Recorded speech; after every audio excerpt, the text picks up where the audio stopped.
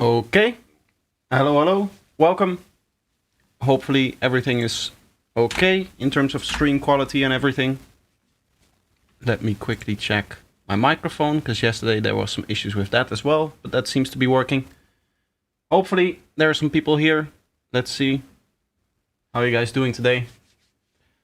We are going to be doing feedback as usual.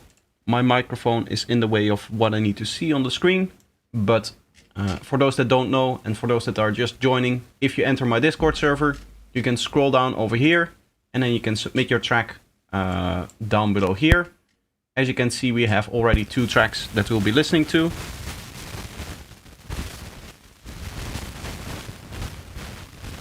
Yoming, how are you doing? And NinXZ.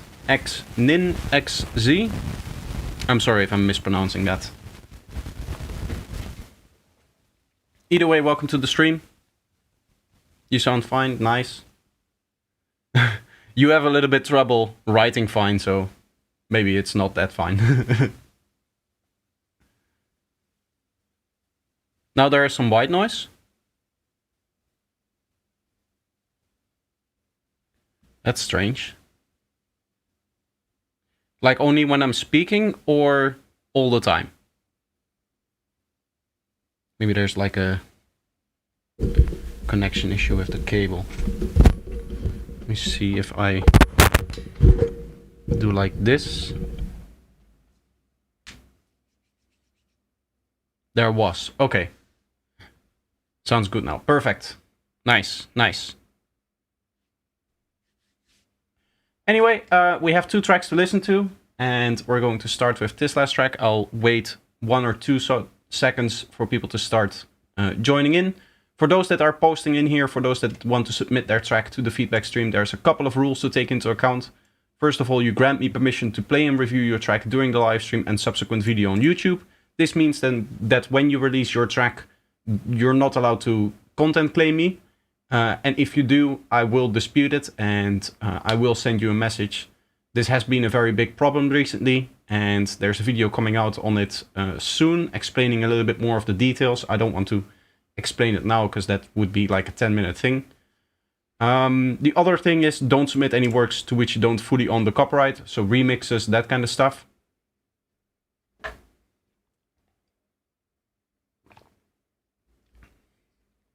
I won't be able to listen to any of that. For good reasons, because again, with the copyright issues, with the copyright claims that I'm getting on the channel, I just don't want to risk it, and that's that should be obvious. Anyway, I'm going to start with Tisla, who submitted early, but will be watching the stream back with his son, hopefully, who is at his place. So anyway, we're going to be listening to 2 Centuries by Tisla. And this should be a track that we've already heard before.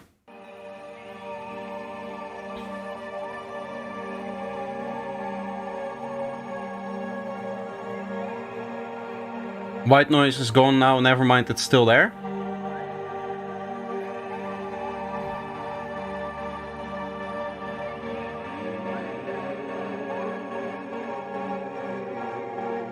Very strange, I cannot see where it is. I don't see anything popping up in my meters or anything like that.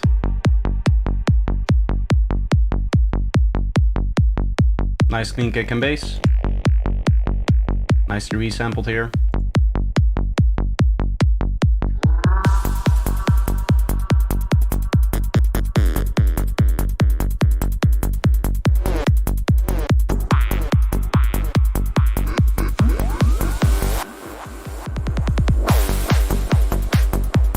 A little bit loud there on the sweep, going into the next section.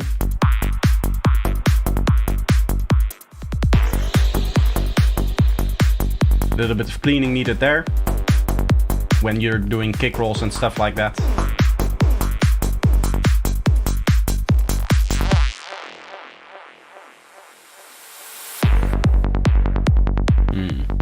To be honest, I'm not a fan of that transition. There should be some element kind of announcing that transition is taking place.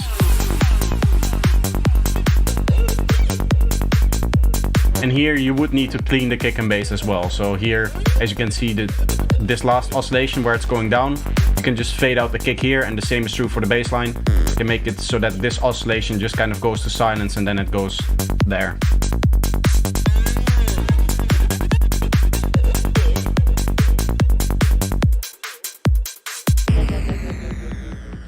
I don't like that the drums continue there. That would suggest to me that after that there would be another section of kick and bass playing.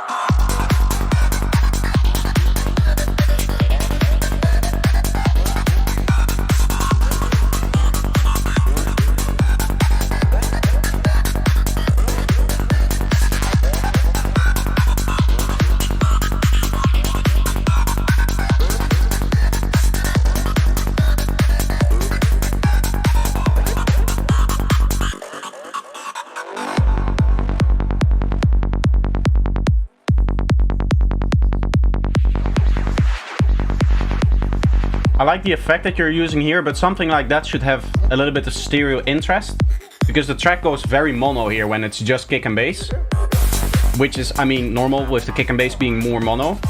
So the effects that you're putting on here really need to enhance the stereo field, so you get that kind of bumping effect. If the effect kind of like plays, or if the one shot plays, then the track becomes a little bit more stereo, and as the delay kind of fades out, it becomes more mono again. It's another way that you can have like the track breathe in and out.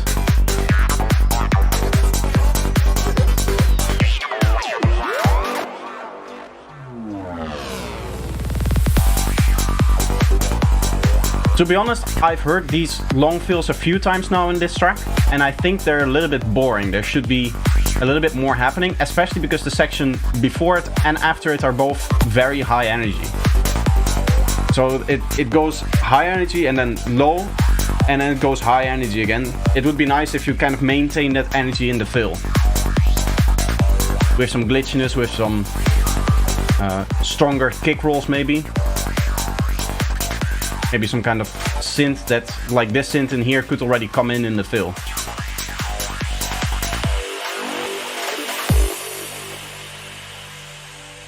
I have copied a bit from another non-side track. Will that be an issue? Yes. Locked in a box. Staring into the all-consuming... If you copied it into your track, yes, then it would be an issue.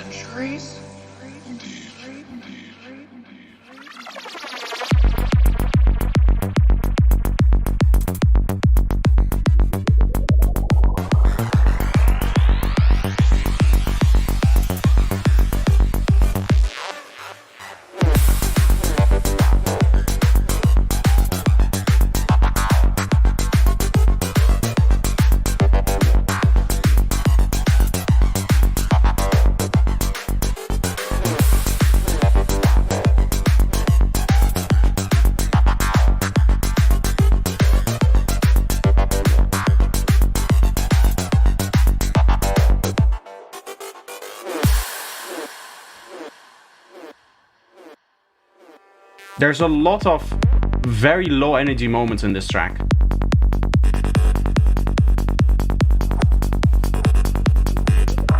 Like that part over there, it's a little bit of a rough transition as well. But there should overall just be more happening there, I think.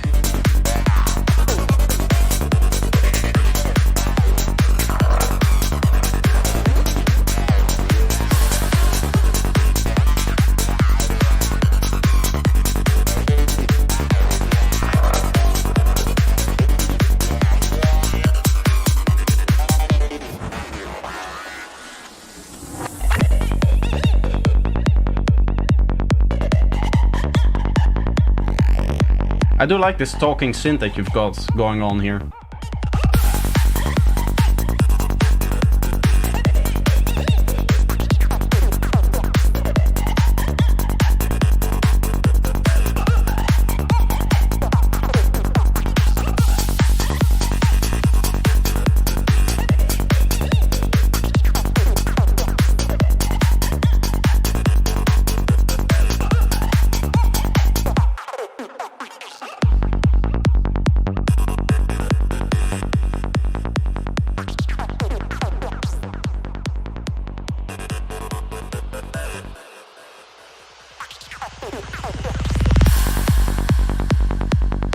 That becomes very, very loud because you didn't clean it there. And here it sounds like we're going to an outro twice. You're kind of filtering out, and then you're going back into it, and then filtering it out immediately again. And now we go into like a high energy section. So from a structure standpoint, that is a little bit strange.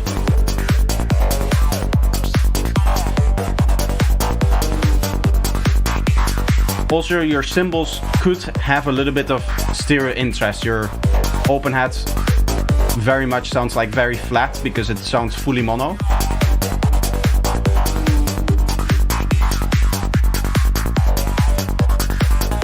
The open hat, the closed hat, all of those things can have a little bit of stereo interest. Maybe like a very low reverb on top of it, or something like M stereo generator if you have that.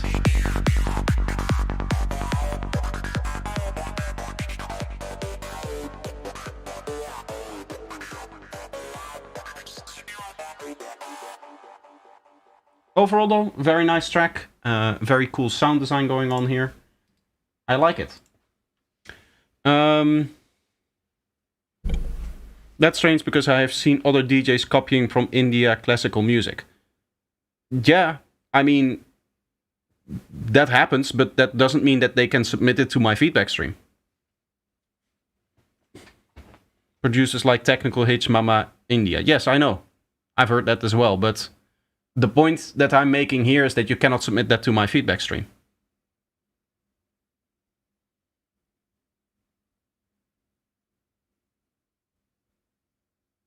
And what ATFV is saying, yeah, that could be true. They may have licensed the songs that they're using. Either through copying or just actually like sampling the songs. You know what I mean? Next up, we have NinXZ with Bad Company over here. Very nice cover art. I like it. Early work in progress. Bassline is not exported yet, but the glide bass is. So let's have a look at what you have in terms of that.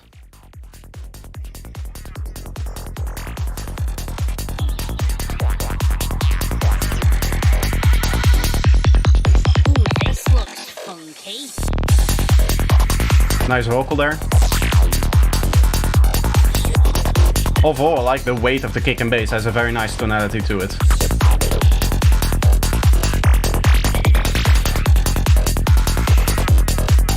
Stereo field is nice and interesting.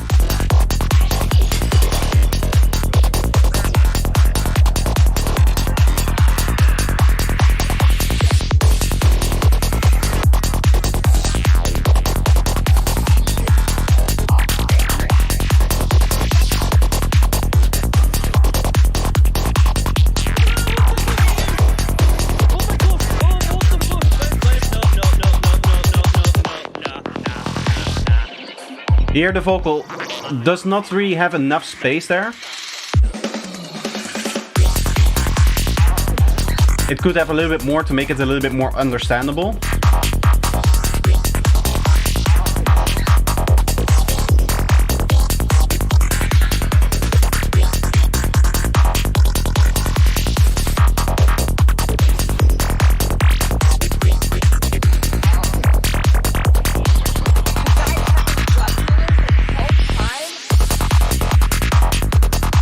Here as well, because the synths are like playing on top of it still, and they are taking away a lot of the energy from the high frequencies, it's hard to understand the vocal.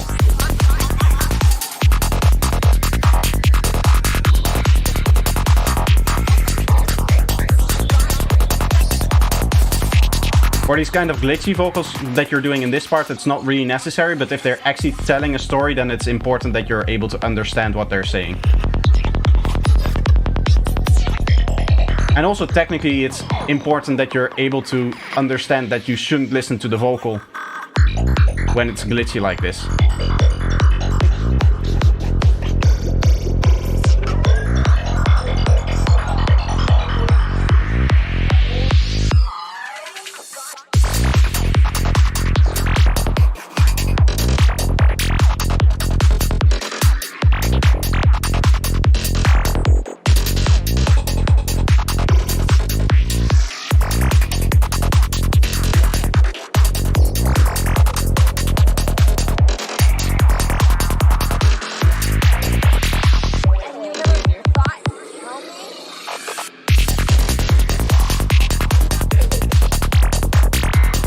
I like the idea of using that sliding bass and then slowly bringing in more and more rolling bass notes as you're transitioning back into the rolling bass like you're doing now. The only thing is that the sliding bass itself didn't have like a real announcement to it.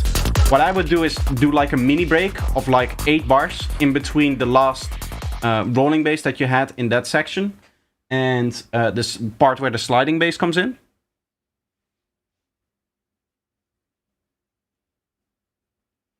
I'll check again if the cleanliness is okay for you.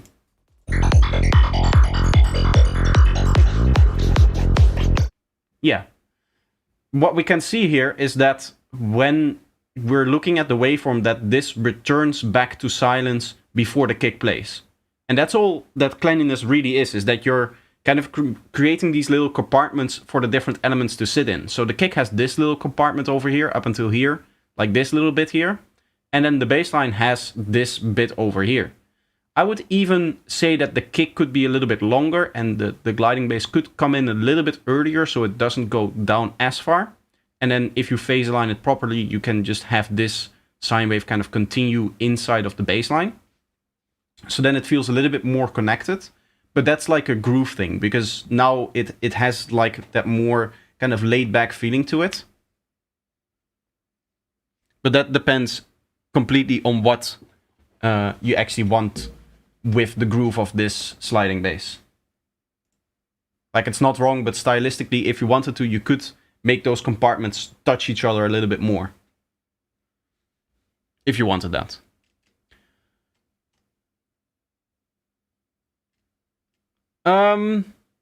Next up, we have Mike P, who sent his track Lightspeed over here. He's also sending commands in here, which don't really work because the commands are for the YouTube chat. If you're interested in submitting for feedback, then you can use !feedback. You can write that into the chat over here. And that allows you to go into my Discord. At least if the bot wakes up, because it's getting worse. Like, the Stream Elements bot just does not wake up, does not recognize that I'm streaming. And the same should be true for the masterclass and products, by the way. It should give you like a response to it. But it doesn't seem to be doing that.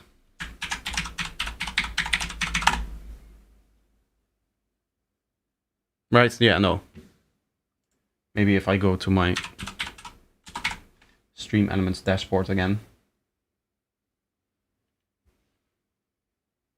It is very annoying. I've talked about this before, how it has locked me out as well. That may be the case here.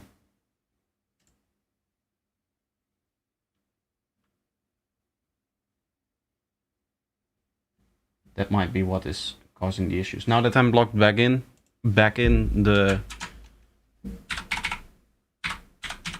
like little dashboard thing that I have here, let's see if it's starting to work. Because at this point, it's mostly not working. the bot that usually gives the responses to those commands. But they definitely don't work in my Discord. That's for sure. Anyway, Lightspeed by Void, I'm assuming. Or maybe the track name is Void Lightspeed. I don't know. Let's have a listen.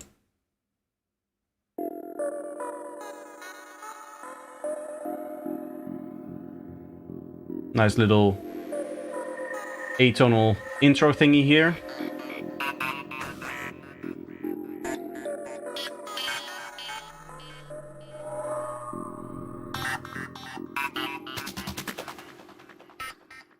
Some synth like that suddenly comes in with a lot of high end, it may be nice to slowly filter something like that in over the duration that it plays.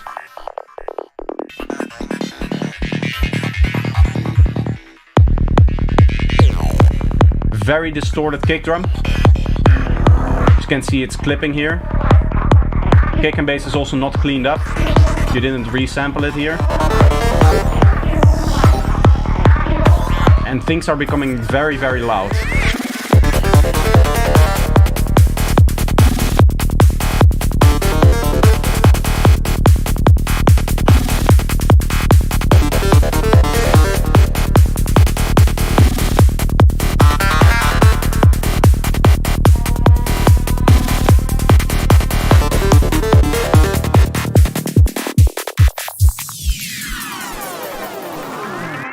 Very distorted, very gritty sounding kick. Can you hear that? Want to have mystical experiences, and you feel like they should be able to do that. Here the vocal isn't understandable, so you would need to mix it in a way that it becomes more understandable. Everything is very loud as well, very pressed on top of each other. I think another part of that is that a lot of the elements are very mono. And stuff like the effects here and the kind of like background sequences are very loud.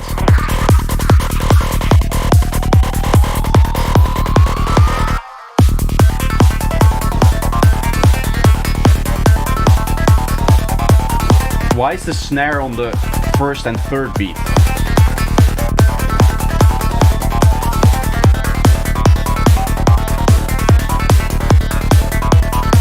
The snare should be on the other two kicks here.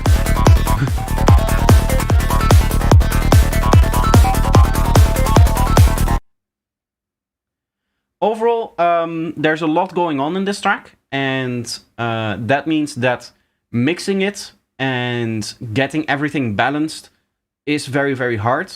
But on top of that, a lot of the elements have a lot of randomness in them, especially stuff like the patterns that they are working with, which means that sometimes you'll have two sounds kind of matching on top of each other in time, like they play together, and other times they don't play together, and that makes it harder to balance them. And the third thing that I think happened here is that you started too high with your levels.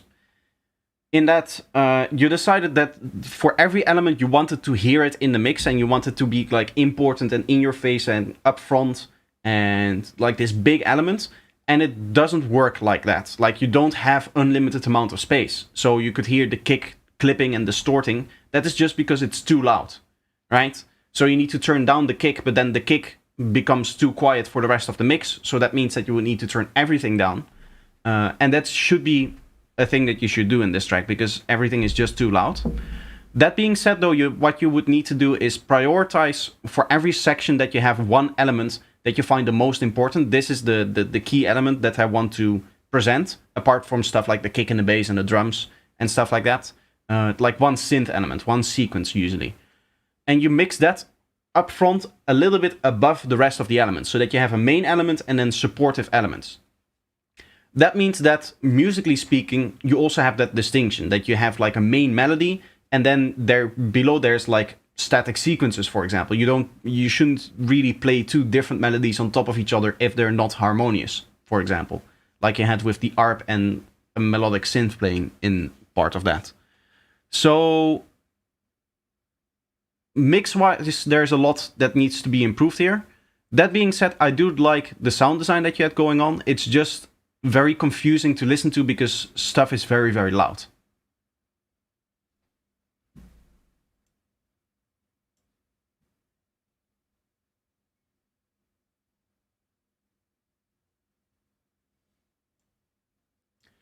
How do you think is still worth if I send you my song right now? There's a bunch in queue and I'm unsure if we can listen to all of that today. Of course you can send it. There's 10 songs in the queue, or 10 messages in the queue. They are all songs. But yeah, I mean, I'm gonna be streaming for like another 3 hours, so I'll be here for a while. So I hope that I can get through everything here.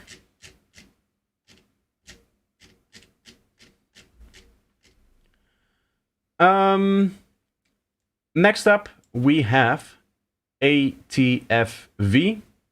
Hey man, hope you're doing well. Real life sometimes gets in the way of music, but thanks God for weekends. I know what you mean. No longer, actually. For me now that I'm doing this full time, I am always working on music, so there's no real distinction between weekends and non-weekends. Except for the Sunday, because then I have to stream.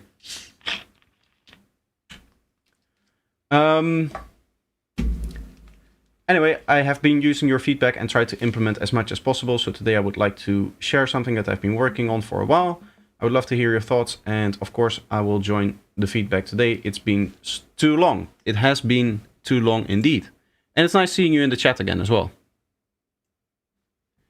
So this is Ascension by ATFV.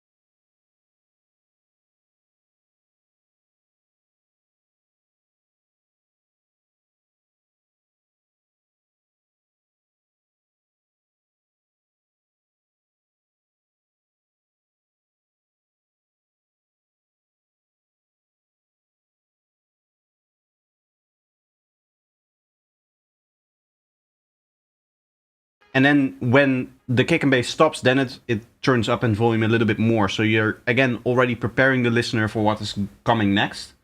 Going back to that synth that I was talking about. This one over here, I think.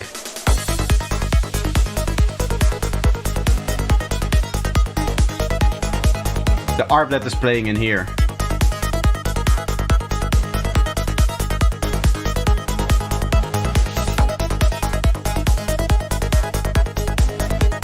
I think later it becomes more apparent.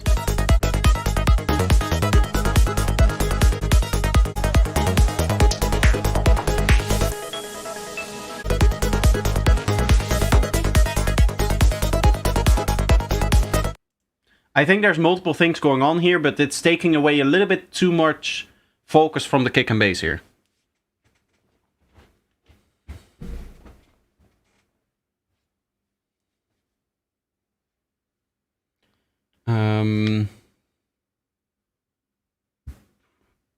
Three layered snares on top of each other. I like the texture that you had going on there in the mid-range of it.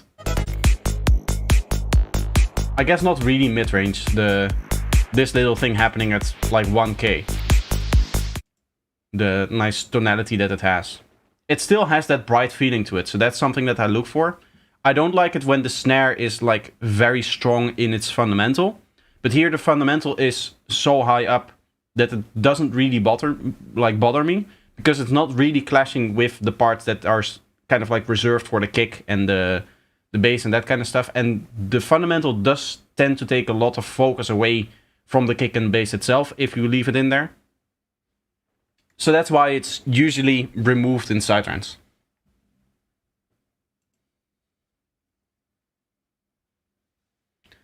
Thank you very much, all noted down. You're welcome. I hope that it's helpful. Next up, we have Sam, also known as Lunar Drift, also known as Mr. S. Is this the track that you sampled something?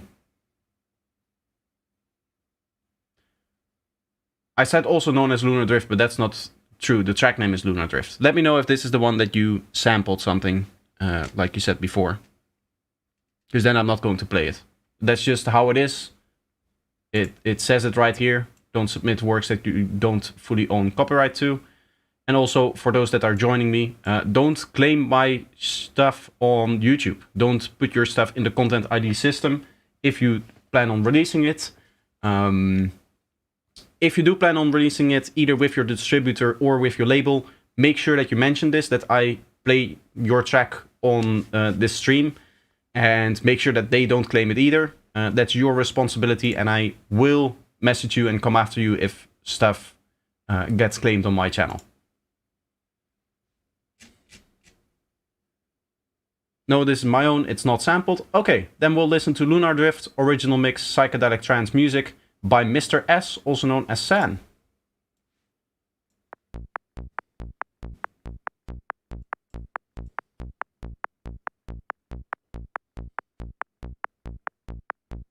Little bit of an empty start, very minimal.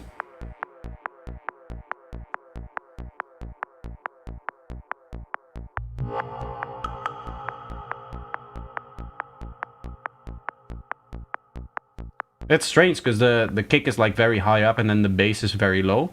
But also in volume there. Oh.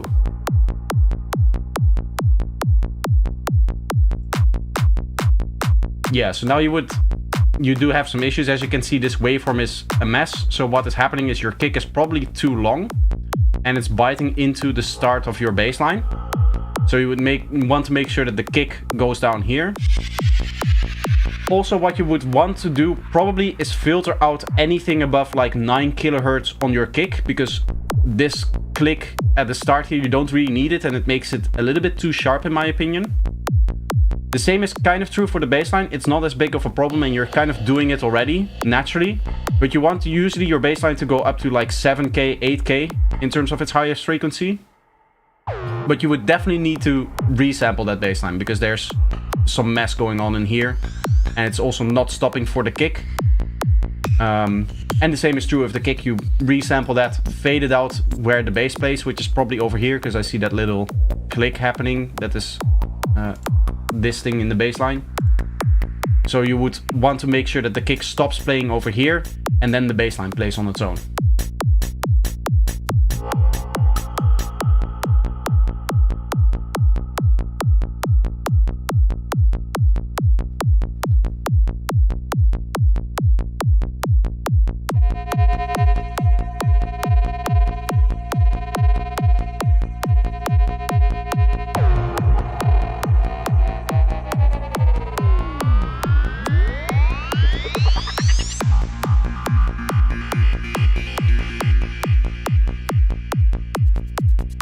Cool effect happening there.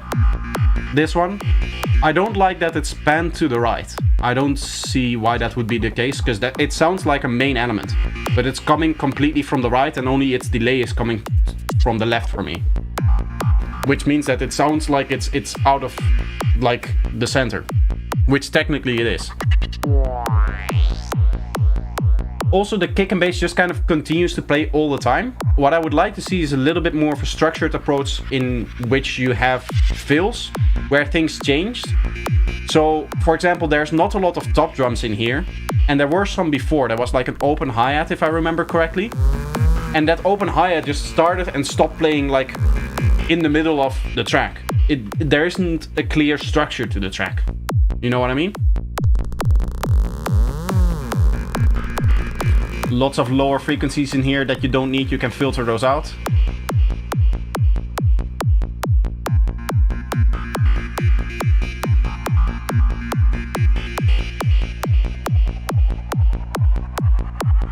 It also sounds like that synth plays always in the same way, like its modulation on the filter cutoff is always the same.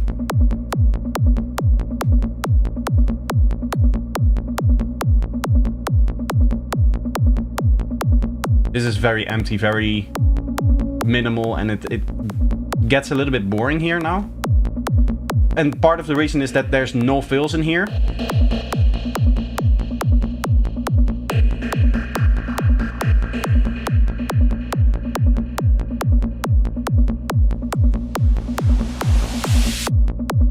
Very loud effect.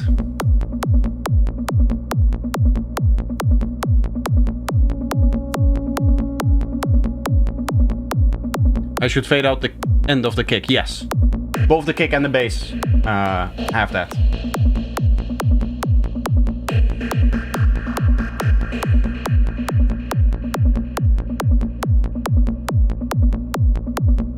Something like these drums that you have going on in here that sounds very filtered, you can just over time open up the filter, so you're building to some higher energy.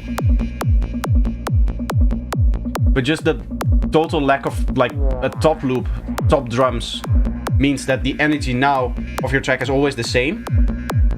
I'll explain a few of the concepts after we finish listening to this track.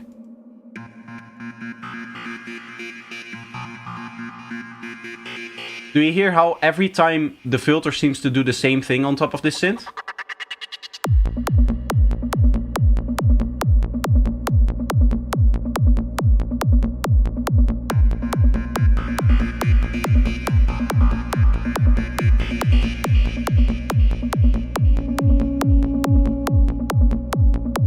Overall, a lot of the sound design exists over here. Usually what happens with the sidetrans synths is that they exist a lot more here, and you're leaving this area very empty. And for that reason, the track is going to sound very dark and muffled, because there's simply no content up here. The only real content that is there is the transient of the kick. And again, the lack of drums is not helping here.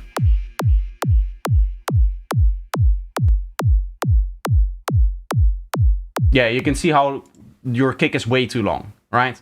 So the kick should only take up the first half of the beat, usually. Because especially with an offbeat bass line, this is just reserved for the bass line, this part. So there shouldn't be a waveform for the kick happening here.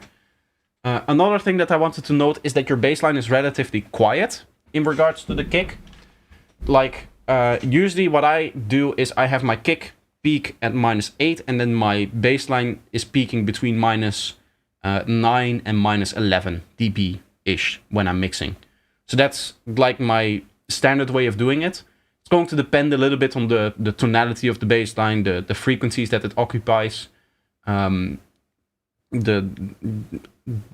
type of bass line that it is even. But that kind of range, maybe 1 dB less even. But that's kind of the range that you want to stick to. And here I felt like it was peaking way lower, the bass line, than the kick. So let's talk a little bit about structure, because what is happening in this track is that if we lay out the structure, we had an intro of a certain length, then we had a drop. Let me just copy this over. I'm going to make it a different color to signify that it's a drop. And the drop went on for very long, not 7 minutes, but like something like this. And then we had a little breakdown here, so breakdown in green. And then we had another drop with kick and bass just kind of going here. And then there was the outro. This is kind of like what we saw in the structure of your track that we just listened to, right? Roughly. It doesn't have to be exact. What happens is that if the kick and bass just plays for this whole section, it is really hard to determine where the elements go in terms of the synth elements, in terms of the drum elements, in terms of effects and all of that stuff. And B, it just becomes boring because it's just the kick and bass doing the same thing over and over again for literally a few minutes. And at some point we just get bored of that. So what you could do, or what you should do in my opinion, is structure out your track in a way like this. So you're again going to have your intro. Usually an intro in Psytrance is maybe something like this length over here. So this is maybe something like this. I'll just use my standard color palette that I am familiar with. You'll have your intro and then you'll go into the kick and bass. And let's say that we do 16 bars of kick and bass to start out with. Here you're going to place a few little one shots, a few little elements, because this is the low energy part of the track. Seeing as we're just coming from the intro, there isn't a lot of synths happening already. So this is kind of like your level 1. Right? What we then want to do is we want to take away a little bit of those 16 bars so that we have the space for fill, where the kick and bass doesn't play or it plays a little bit of a kick roll. Be careful with the kick rolls, because if you continue the rhythm, it doesn't really act like a fill. Like, you want the listener to be aware of the fact that something is happening. Like there's a little pause happening, right? They have a moment of, oh, I can stop dancing, I can focus for just this quick instance on the structure of the track, and I realize, oh, here we're going to get back into it. Because when people listen to music, they have an understanding of the structure, so they know that you count in 16s. Not really knowing it, but they kind of feel it intuitively. So that means that we can go to level 2. The kick and bass has already been playing, we're getting used to the kick and bass happening. So let's do, for example, level 2. And then you'll have kick and bass with some of the drums already in here. So maybe it's the closed hi-hat playing on the offbeat. Maybe it's the clap or the snare playing already. And then you can go into your level 2. And here you can already start to add some sequences into the mix as well. Something that I didn't really hear in your track is just a sequence that plays for a whole section. But that is something that you could do. The important thing is, if you decide to add something, you add it here and you remove it here again. So that for the whole section, the idea is kind of the same. Granted, what you could do is have a synth in here that kind of slowly fades out, and then another synth that takes over. But that's already a little bit harder to do. Just, if you're a beginner, just start off with the idea of every section is going to have its own unique element, its own unique main element, a few support elements, maybe a few one-shots, a bunch of different effects, stuff like that. But there should be one element that is like clearly indicating, okay, this is the section that we're in. And then in the next section, we go to level 3 of energy. This is where all of the drums are playing. This is where the majority of your sequences are. This is where the strongest part of your track is. And again, in terms of structure, what you could do is maybe make this segment over here, make that 2 bars. Because what could be the case is that you need a little bit more time to transition between the energy levels. Because, for example, you might be going back to level 1 over here. So you're dropping out all of the drums and everything like that. Or you could, what is usually done is something like this. Like, this is the most bare bones kind of structure that you could probably have in Psytrance, is that you do level 1, level 2, level 3. And then when you go back into level 1, you just have a little bit of extra space to make that transition.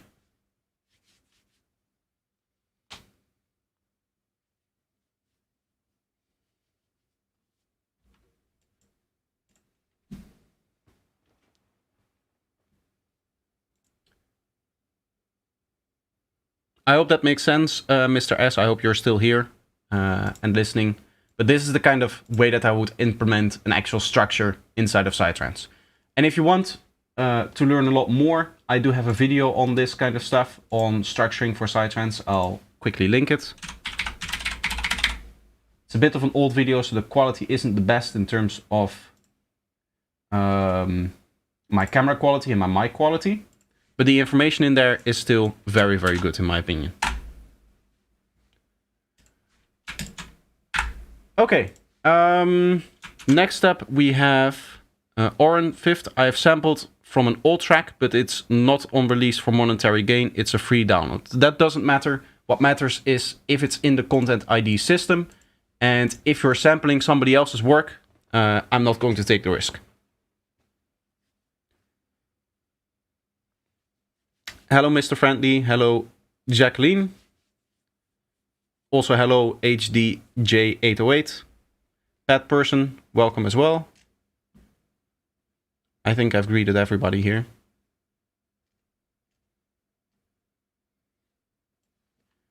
If this track is sampling another track that has copyright, like, it doesn't have to be released for monetary gain in order for it to be protected under copyright. Copyright, in general, copyright is something that you automatically have, right? Like, if you make something artistic, something that is yours, something artistical, then you get copyright. There's no necessity for registering it or anything like that. What tends to be the case is that your copyright can be hard to track. Like, people can find it hard to track that something is yours, because you don't register it. Like, if you just put it on SoundCloud, technically you own the license or you own the copyright to whatever you put on SoundCloud if it is fully your copyright. Like, if you're sampling somebody else, then this doesn't matter, right? But if you're creating an original work and you just post it on SoundCloud, that's enough for it to be copyrightable. Because, well, technically not even releasing it, but just making it is enough for you to own the copyright.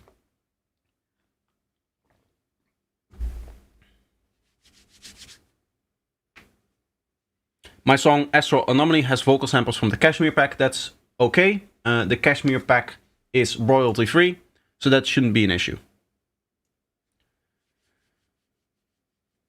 Dominicas, welcome. L3 UK, welcome as well.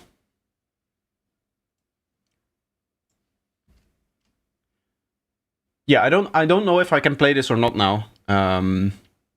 HDJ or Oren. I would love to play it, but it depends on which old track it is. Like, if it's your own old track, then it's okay, I guess. But if you're sampling somebody else's old track, then I'm not going to risk it. So just let me know. For now, I'm going to move on to Psy, also known as Sonic Flux, with 303X work in progress. Not yet mastered, as we can see.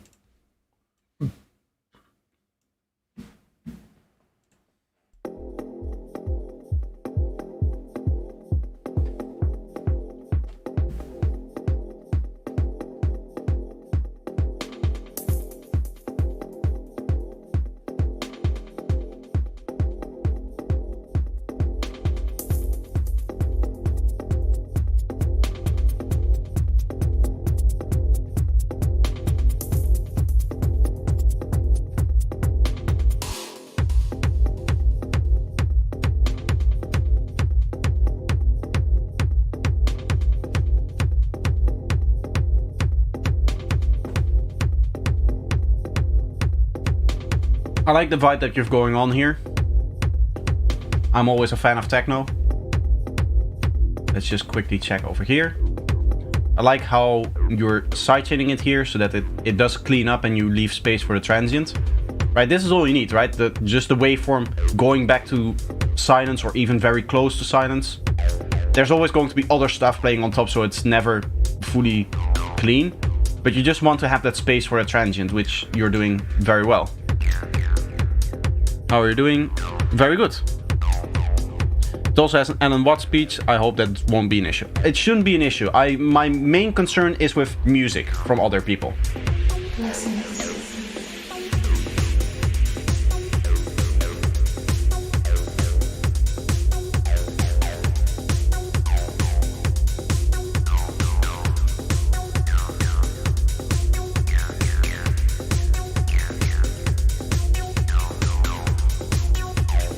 So the open hat that you're playing here, I like it. I like myself a good 909 open hat. But a little bit of stereo wave on top of it would be nice. And overall, I think your drums could be a little bit more piercing around the 10k area. You really want to have that crunch on the drums, which it's missing a little bit. It feels a little bit soft. Itai, welcome. How are you doing?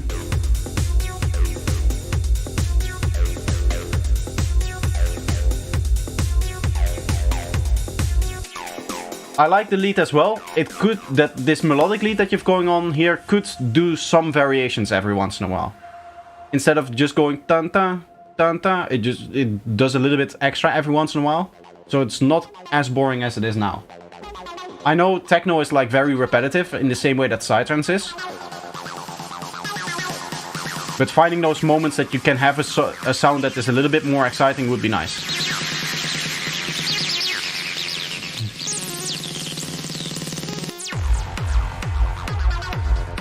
The build-up in regards to the drop is louder. Generally, and it's also a lot more higher frequency, so it's also going to be perceived louder. Like bass frequencies are perceived very quiet. So what I would do is, in your mix already, this is not like a mastering thing, but in the mix, make sure that you're mixing it so that the build-up is quieter than the drop. Can I send you something? Yes. Exclamation point feedback should wake up the bot, and it will give you the link to my Discord server where you can submit in the feedback on stream channel.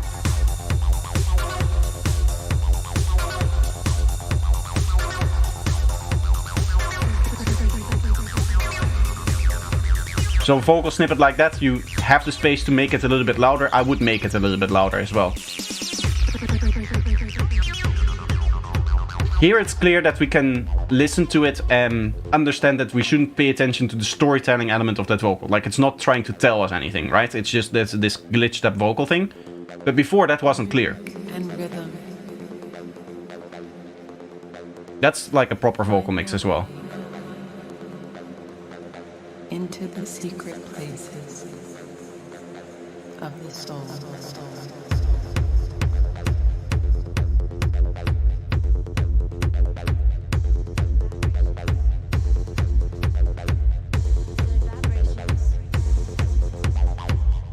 Good vibrations.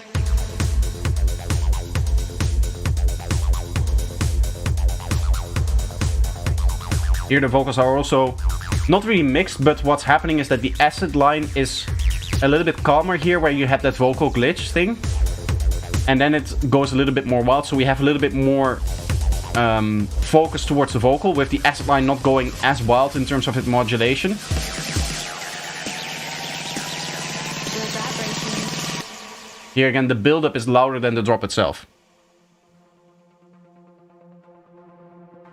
I would not do that because it sounds a little bit strange. The drop should be the most important part and should be the loudest. And also should have some impact, which you get by just having a lot more volume in the drop than the build-up or something like that. Also, if you're doing that auto panning, I like that idea. Don't fully pan. Go to maybe like 25% to 75% as opposed to 0 to 100%. Especially if it's the only element that is playing.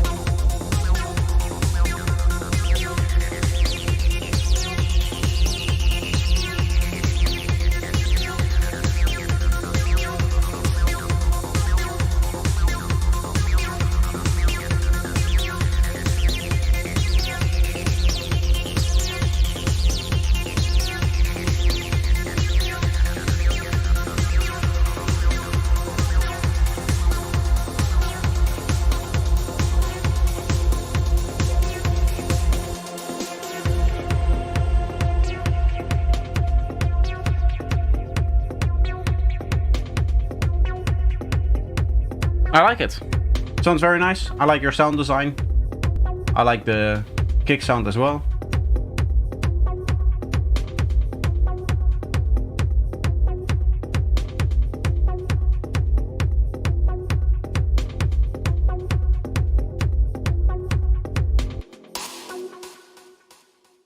Sounds very nice.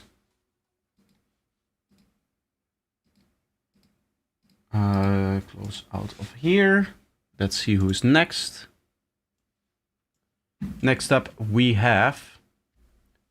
how many tracks do we have in the queue? Because if there's too many tracks, what I'll do is I'll save this one for the end of the stream. If there's then enough time, we'll go back into it.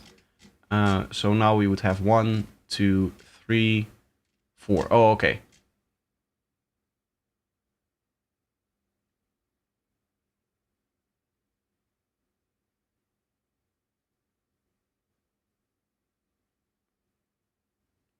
Yeah, if it's in the 1970s, then there's still copyright on there. So it's not too old of a track. Anyway, it looked to me like there were many more tracks than there were, but there isn't. So we can just listen to this one and then continue on.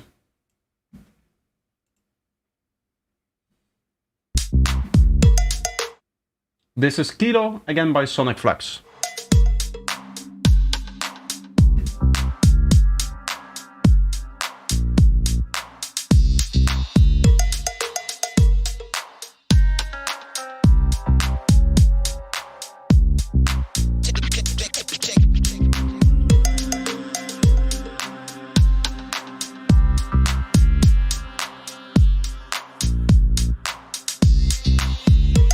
I like it. The only thing that I'm not a fan of is the clap.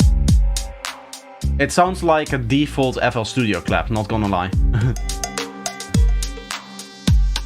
Whereas the rest sounds very nice, actually, in terms of the sample selection.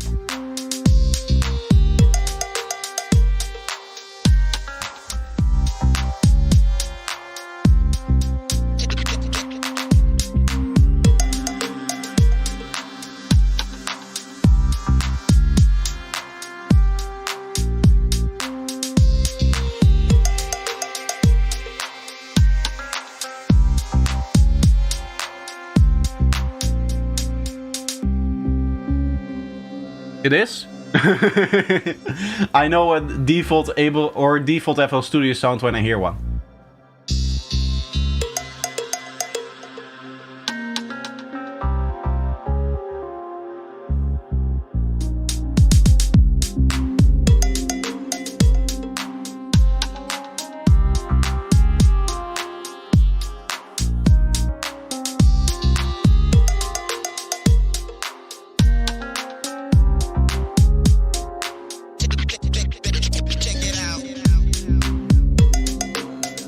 Here the delay kind of cuts off on that vocal. The vocal delay plays like twice and then it slices off. I would just normally fade that out, something like that.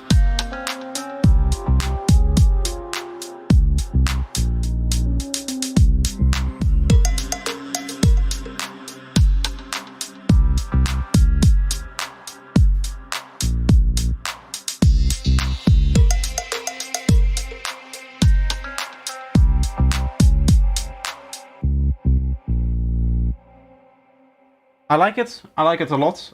Sounds very, very nice.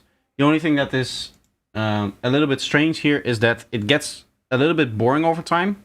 So after that little break that was in the middle, I was expecting there to be maybe like a melodic element or something new that kind of grabs your attention again and says, hey, here's something new for you to enjoy. And that's currently missing. You know what I mean? It just kind of continues back in the same way that it started before. That little breakdown, that little fill thingy. So it doesn't, in that case, really make a lot of sense to have a fill there.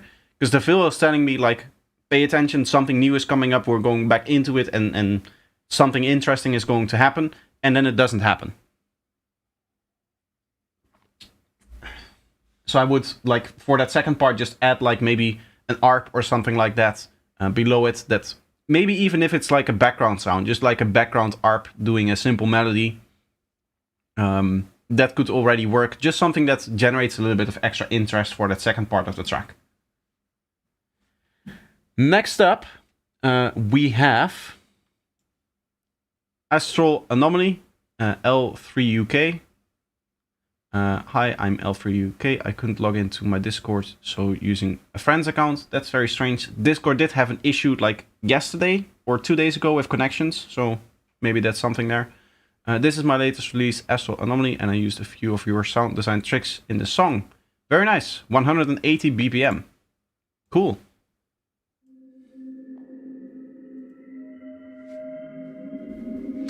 Oop.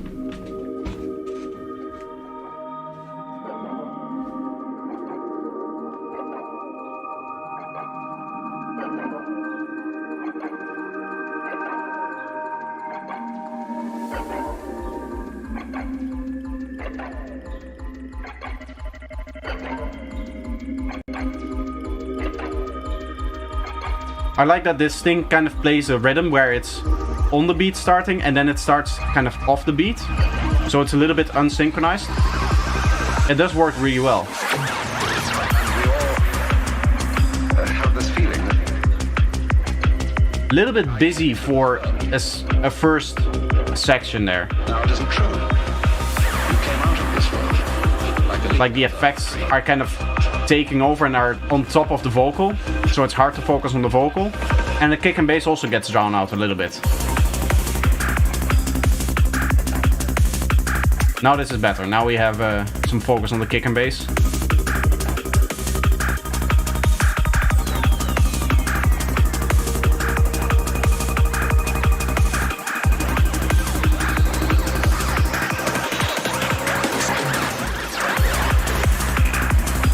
Here again with the effects really take over, and that's not their goal. The effects should, or the like risers and downlifters and stuff like that, that's what I mean when I'm speaking about effects. They are supplementary to the musical idea, so they should guide the musical idea, but the musical idea should never be overtaken by them. They shouldn't like draw your attention necessarily. have this feeling. That I came into this world. Now it isn't true. You came out of this world. Like a leaf comes out of a tree.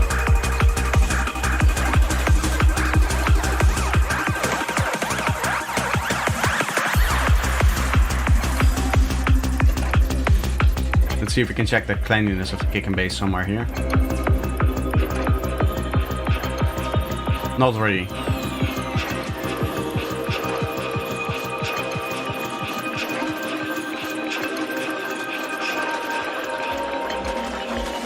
If you awaken from this illusion, and you understand that black implies white, self implies other, life implies death, or shall I say, death implies life, you can feel yourself. Here the vocals are properly mixed. You know, you can always follow the story that he is saying, right? That you can begin to feel your own existence as absolutely fundamental.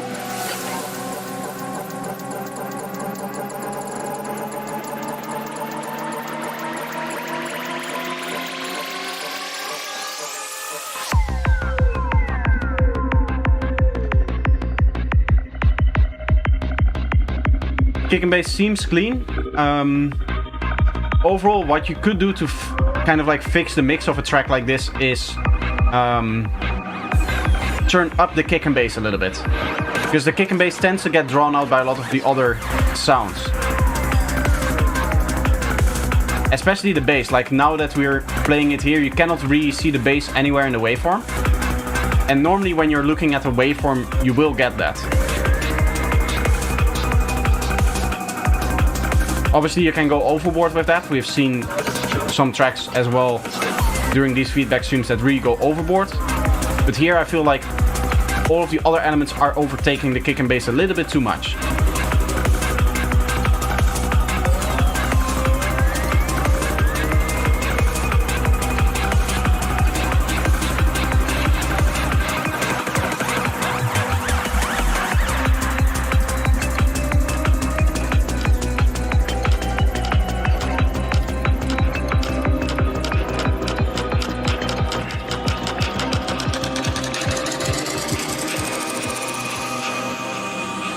there's something strange happened in that you slowed stuff down, but the rhythms didn't slow down in the same speed.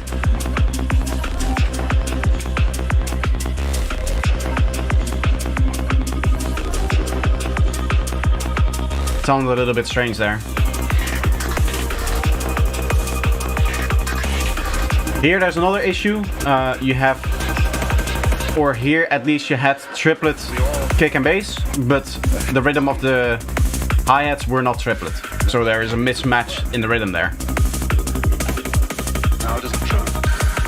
You came out of this like a leaf comes out of a tree. Overall, the sound design is very nice. I like that you're going with a more like melodic, softer style. Even if there's a lot of glitchiness happening as well, there isn't that kind of signature strong FM sound in here that you often hear in a lot of high-tech synths, and I kind of like that you're not, at least up until this point, haven't used that.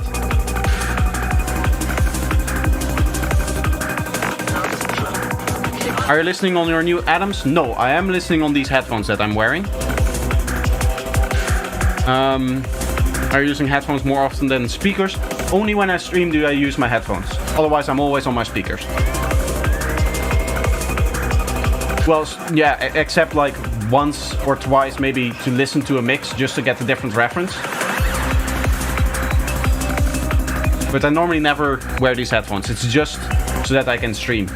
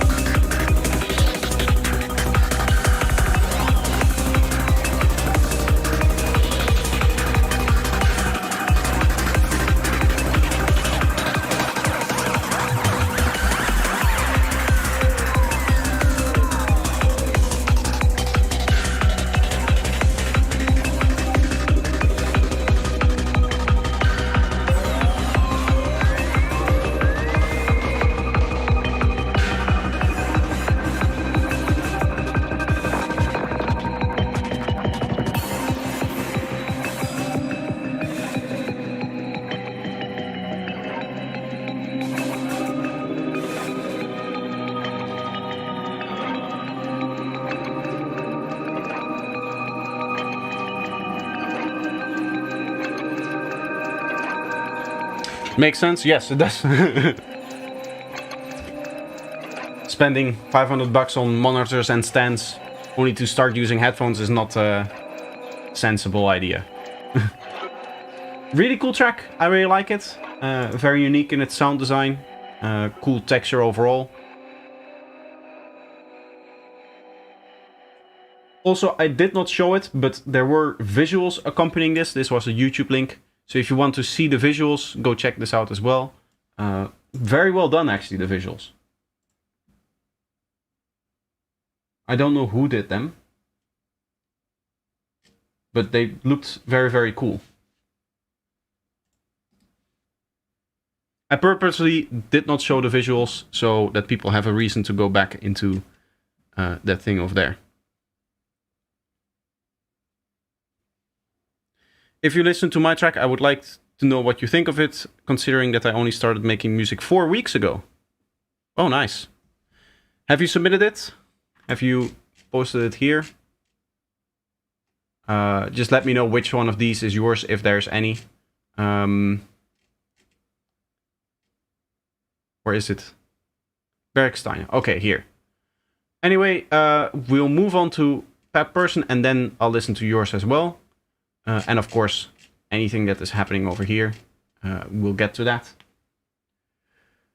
But first, we're going to go with TOD.mp3 by Pat Person. I say Pat Person. I don't know if that's how you pronounce this character, because this is not in the alphabet that I know, but I'm just going to read that as a P.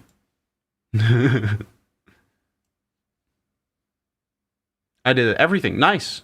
Very cool. I have the same Adams but zero studio treatment yet, so I end up trusting the headphones more. but that's changing this month. Excited to see them working in a treated environment. I mean, I also have not treated them. I am in probably the worst position I could be in for them to function, in the sense that one has a wall behind it, the left one has a wall behind it, and the right one doesn't. There's a little like wall thing, and that then becomes a closet, because this is supposed to be a bedroom. But I turned it into a studio. Tomorrow I am going to go back to the old apartment that I used to live in before this one, and I might be going back there. For those that have been around from then, they will probably know that I had to leave that apartment because it used to be a student-only apartment, and I've now gone full-time in music, so I'm technically no longer a student, so I couldn't stay there anymore. But this year, now that I left, and the other 2 guys that were living there left, the guy couldn't get any new students in there to live like fast enough, because there was a lot of hassle getting all of the contracts sorted and all of that stuff. So technically we left the apartment on the 20th of September precisely, and all of the students were already like in college at that point, or in class at that point, so nobody needed another apartment. So the apartment has been empty for a year, or will be empty for this year. And in that time, he realized that he didn't want to deal with students again because it's just too much of a hassle for him. So what might be the case is that I'm taking the whole apartment for myself. So I'll have like a 3-bedroom apartment with a big living room as well.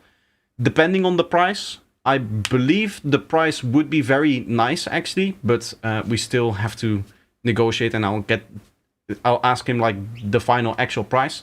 If that happens though, that means that I just have a bedroom that I can turn into a studio, and then I'll get treatment as well, and then I'll figure out all of the positioning and stuff like that. But either way, I'm thinking of, or I'm probably going to leave here in September. There's a high likelihood. And then when I go to the new place, I'll set them up in a proper way. And depending on my possibilities, I might also get treatment and stuff like that. Anyway, as I said, pet person for contest TOD. Let's hear it. Ooh, very loud. By the way, is this copyrighted vocals?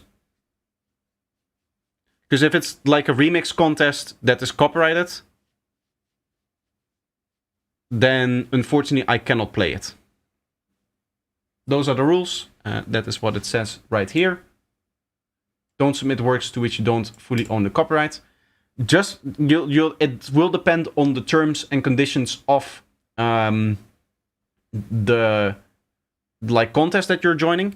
If it is stated in the terms of and conditions for that you're joining that you can use the vocals and that you can post them to YouTube, then it's okay. Or actually, more likely that you can submit that for a feedback stream or something like that, and that you won't get claimed, then it's okay. Otherwise, this rule still applies, because if it's not in the rules, then it's illegal to do that. Right? It's not. If you're not allowed to post, if they don't give you explicit permission to post it somewhere, then you cannot post it anywhere, and that includes my stream as well. And I'm just, now that I get so many copyright issues, I don't want to start deliberately looking for more just by playing somebody's music that has like a vocal in it that is copyrighted or anything like that. So for that reason, I am also going to not play this one. Unless you can clear that up for me. If you say like, yeah, no, I do actually have a license and it says you can play it on YouTube and you won't get in any issues, then it will be okay. Anyway, this will be Synapse. I did this track in about 8 hours or so while preparing for a Microsoft exam. I didn't even know Microsoft offered exams. I do know that there is something called Excel esports, where they do spreadsheeting professionally. Like they, that's something that I knew that existed, but I didn't know about their exams. Anyway, called MD12. Which became the name of the track. Don't expect too much, because I started making my own tracks just a couple of days after Christmas 2023. It's very nice that people still continue to start producing and stuff like that. And I might go hard on you and say like a lot of things are wrong. When I give feedback, I like to point out all of the things that are negative in my opinion, because if I sit here and I just say like, oh, I like that sound, I like that sound, I like this, I like that, that isn't really constructive criticism. That isn't really any like information that you can do anything with. So I might come off as negative. That's only because I'm only pointing out the things that I dislike. And the reason why I do that is so that I can give you guys who are sitting here in the chat the maximum amount of time to listen, because I don't want to continuously interrupt the song with useless information. So I might say like a lot of negative things. The only reason why I'm doing that is because I only want to point out the things that you can actually improve on. Let's see.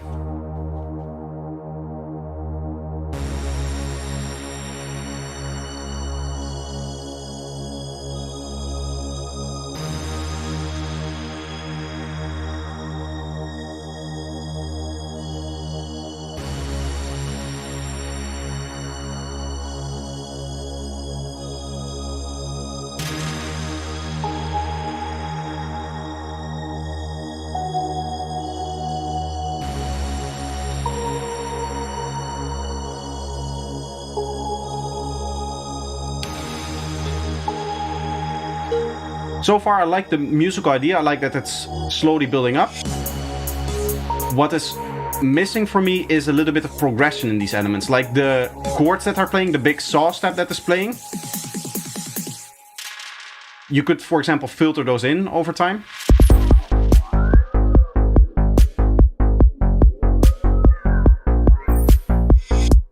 Kick and bass definitely needs cleaning, but overall I don't like the tonality of the kick and bass either. The kick doesn't have a lot of sub frequencies, and there's this massive hole that you could make use of to give that a little bit more sub frequencies. The other thing is the bass line feels a little bit loud, not so much in terms of volume. Like in volume it's okay, but the reason for that is because it has a lot of mid-range frequencies, right? Overall, I would also say the bass line has maybe a little bit too much sub. And the main thing is that it doesn't close enough for me. The filter stays too open for me.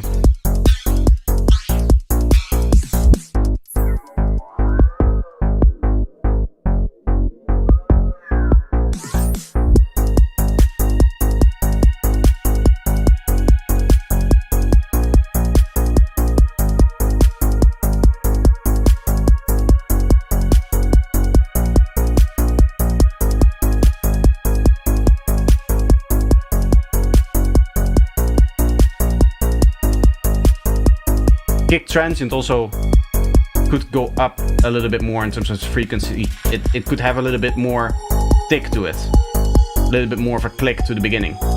I think part of that might be because it's clashing with the bass line here, because you didn't resample the bass, or the bass is kind of bleeding into the start of the kick, right?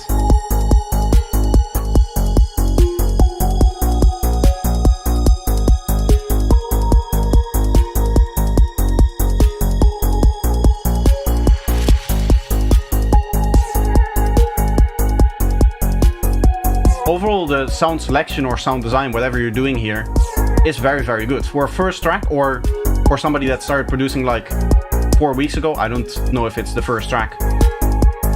It is sounding very, very nice.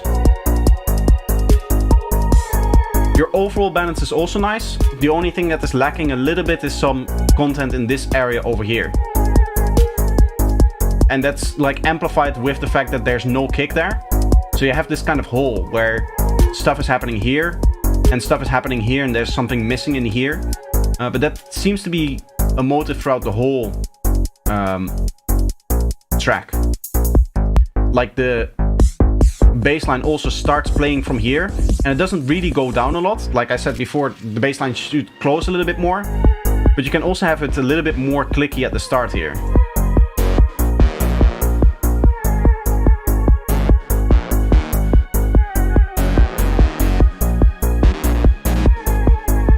I don't know what's happening with the stereo analyzer. I think it might have broken.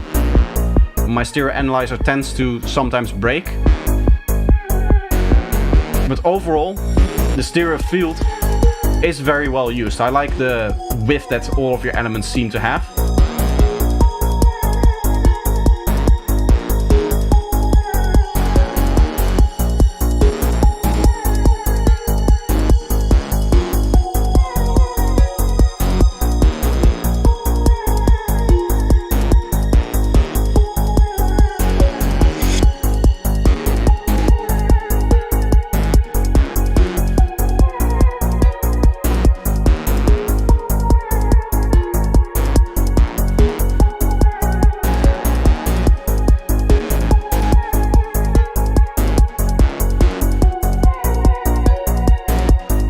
was before I discovered your channel and watching your 2-hour baseline tutorial. Actually, that is the old one. Believe it or not, but the new one is 3 hours and 20 minutes. And it's a lot better. So I'm sorry to burst your bubble, but there's an even better one out there.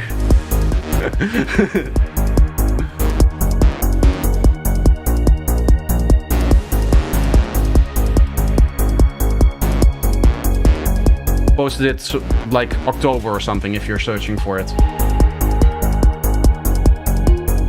If you want to make your own kick and bass, then I would recommend watching that video, because that explains every like pitfall that you can walk into. And I've obviously, over the last 2 years, ever since I made that first ultimate guide, I've learned a lot about how kick and bass actually works.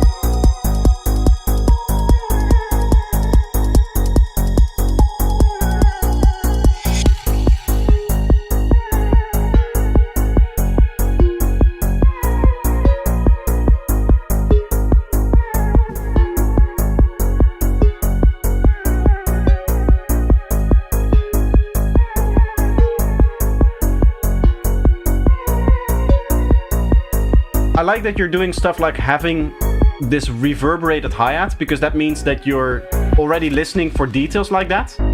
Like most people will just drop in their hi-hat and don't even think about stuff like the stereo field or the like reverb is technically just putting it into a space.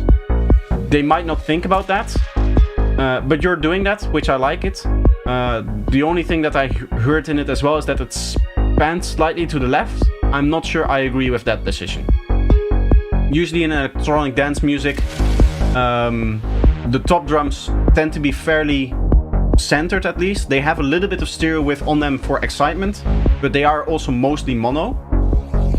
So panning them away from the center just sounds a little bit odd.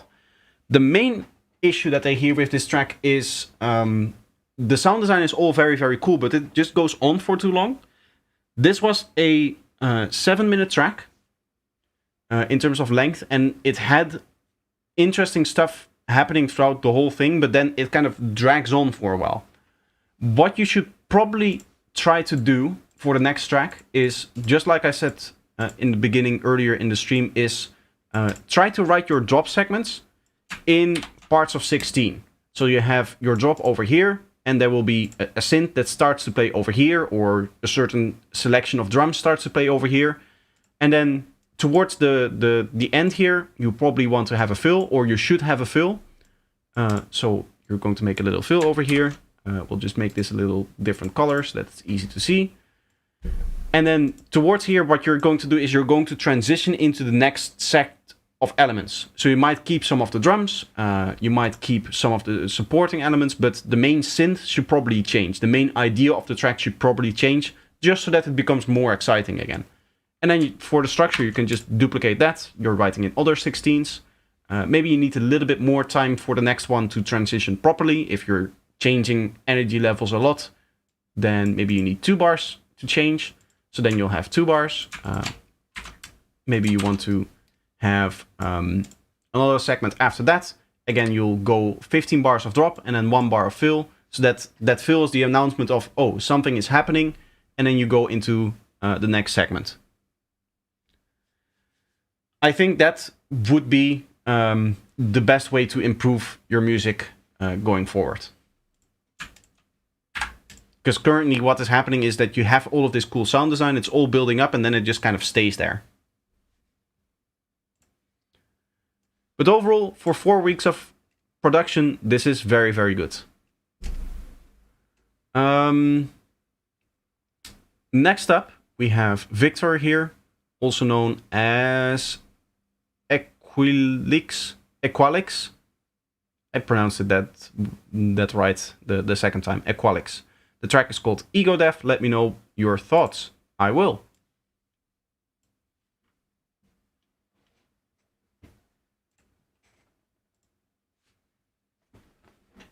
In 1970, the Controlled Substances Act made LSD a Schedule 1 drug.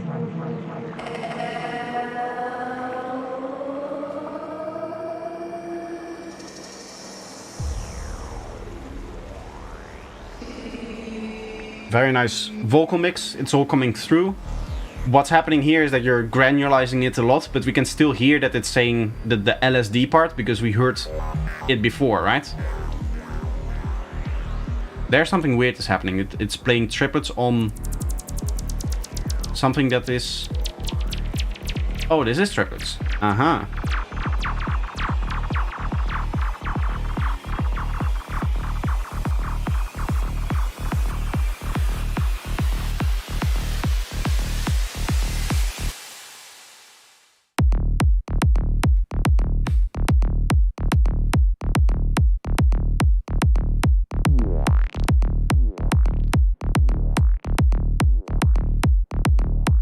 It's nice and clean here.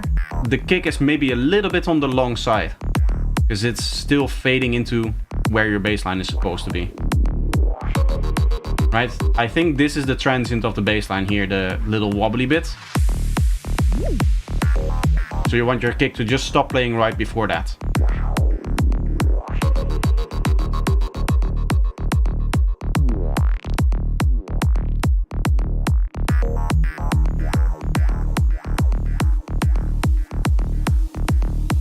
A little bit empty here, the track. Could use a few more interesting elements here. Like the noise riser isn't necessarily interesting, that is just something that should be like supporting it. It shouldn't stay on its own just being the noise riser.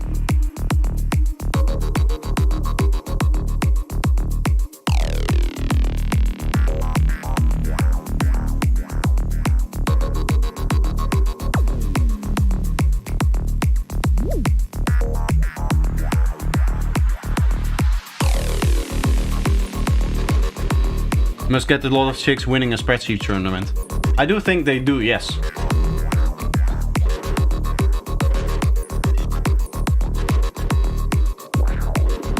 I like the detail in the sound design that you've going on here.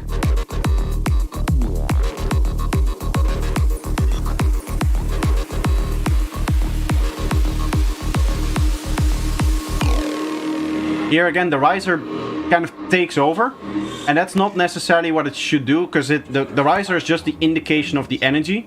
It's the musical idea that should always be up front, right? It should never be taken over by the effect. I recently tripped from the tabs offer, and it was 300 micrograms. It only felt like a light haze, almost like a wave from a bit more anxiety. So this time, I wanted to try and actually trip.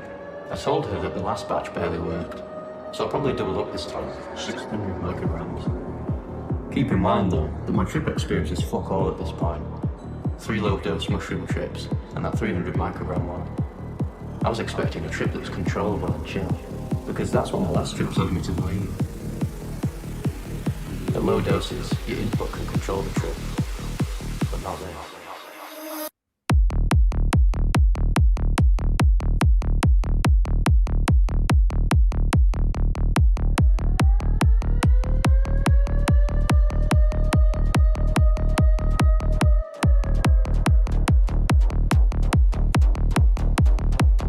I'm not a fan of these like very plucky sounds kind of speeding up on top of kick and bass because they're never in rhythm.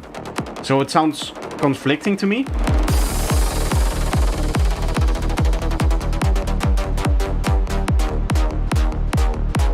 Like which rhythm should I dance to? Because it's slightly behind now, right? And now it's going out of sync again and stuff like that.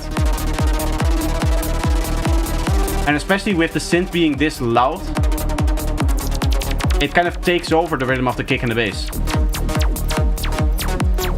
And now you have this other zap coming in as well.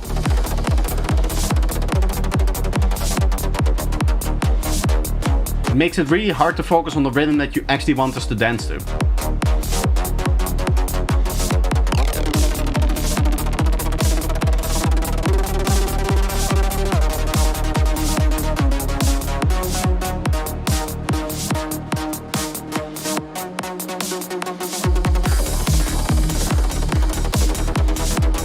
At this point, I'm also becoming bored of the synth. So it's probably a good idea to change it out with a different one here. You don't want any one element to play for too long, especially if it's your main attention-grabbing element.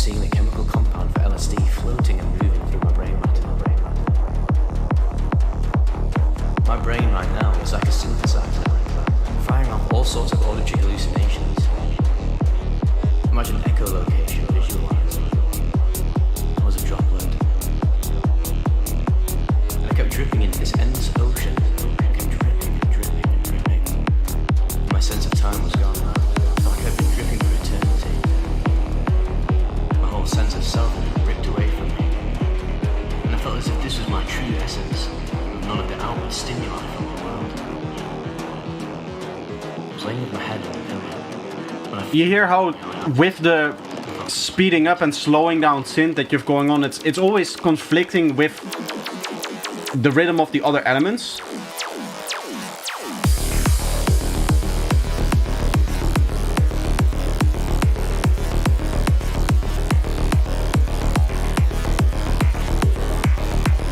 Here for the synth that you're playing here, I would like the amplitude envelope to be a little bit more plucky, so it gets a little bit more staccato.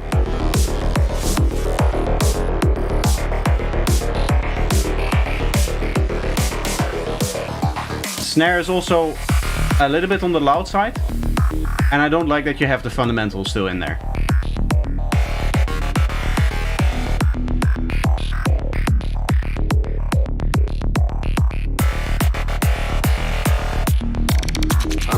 Here again, the synths sound very cool, but they're overtaking the kick and bass. The same is kind of true with the snare. You hear that the snare just grabs your attention more than the kick does.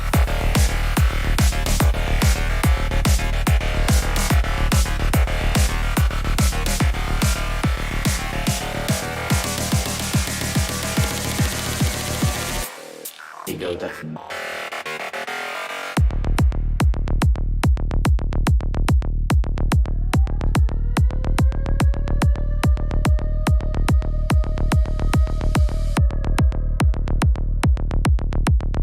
There's a strange change to the kick there. Also again, filter your kick with low pass filter at 10,000 kilohertz so you don't have that strange stuff happening up top, which is just like a very minute click that you don't really need, and you leave yourself more space for the hi-hats and stuff like that that sit on top of it.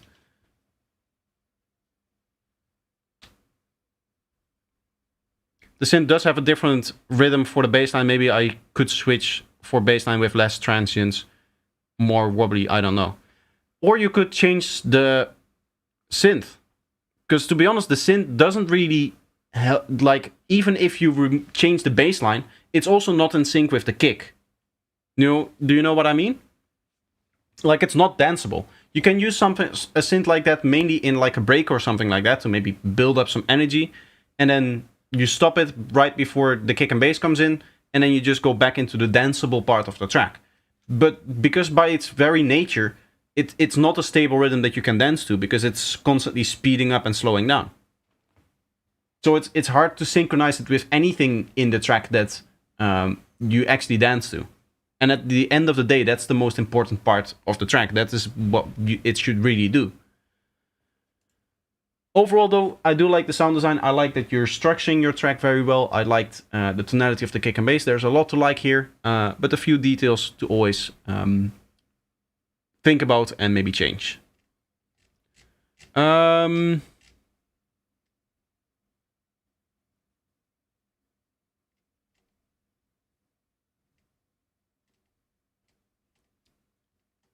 We have a few more tracks here. How long have I been streaming? 1 hour and 40 minutes. Going to take a quick break like I usually do, and I'll put on some music. Let's see. A track that I haven't played for a long time. This used to be a fan favorite. I haven't played it for a while because I have other music as well. But I'm going to play this one again. Probably looking to release the track that you're about to hear on Eclipse in the coming half year. I have another single coming up. I have another collaboration coming up as well. I'm also working on a full-length album as well. So there's a lot of things that I'm working on, but this track would also be a single that I hope to release within half a year-ish, kind of. So yeah, I'll take a quick break and then I'll be back and then we'll move on to the other tracks that are already submitted. Continue to submit tracks. I'll be here for another 2 hours-ish. So I have plenty of time to listen to more stuff if you guys have more music for me to listen to. Ooh.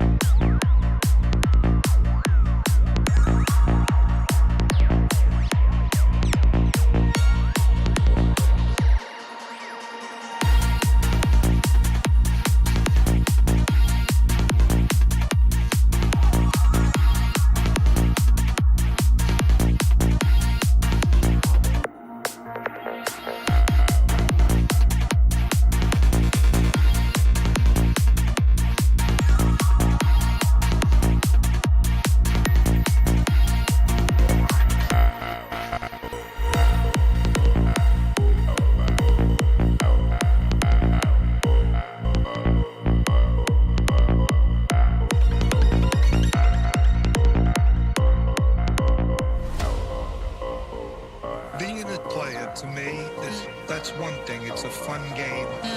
But where the real fruit is in the social aspect, where you get to meet people and play them a game and have a fun, competitive game.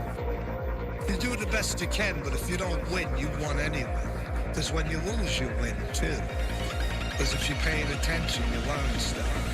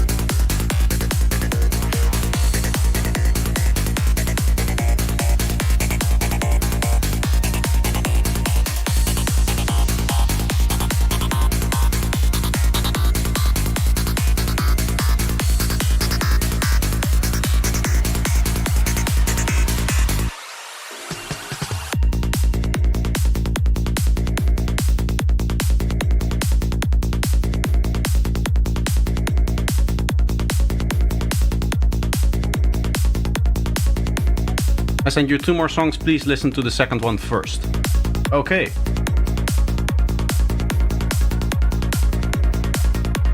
This tune is crystal clear. I mean, it isn't mixed yet, so it will be a little bit better, but I'm pretty happy with the production overall, and I don't think I'll make any more changes to like the sounds that are in here, just the balances between them and how they're mixed.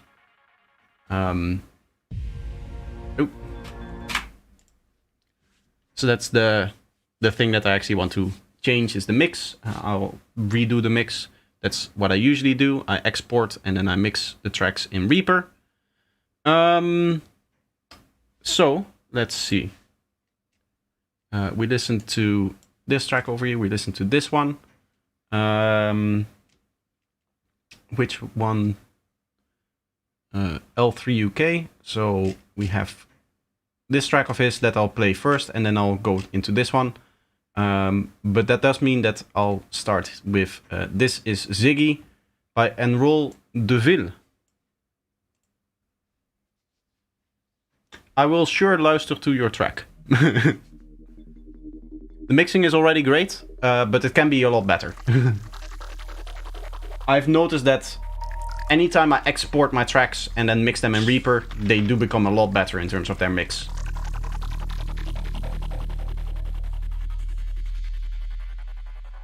Nice dark eerie vibe going on already here.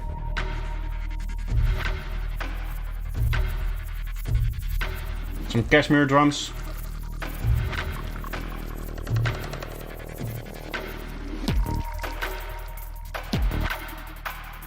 We have techno going on here. Sounds like a techno kick. Very dirty.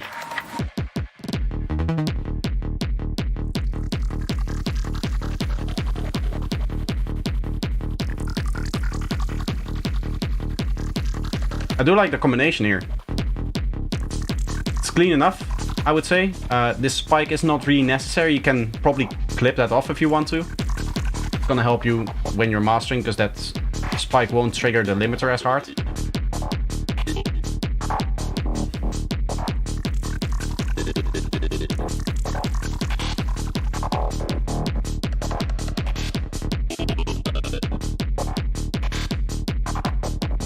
Mix-wise, this track is a little bit on the dark side. Like the offbeat hi-hat should be a little bit more piercing. Should have a little bit more, like around 10k frequencies.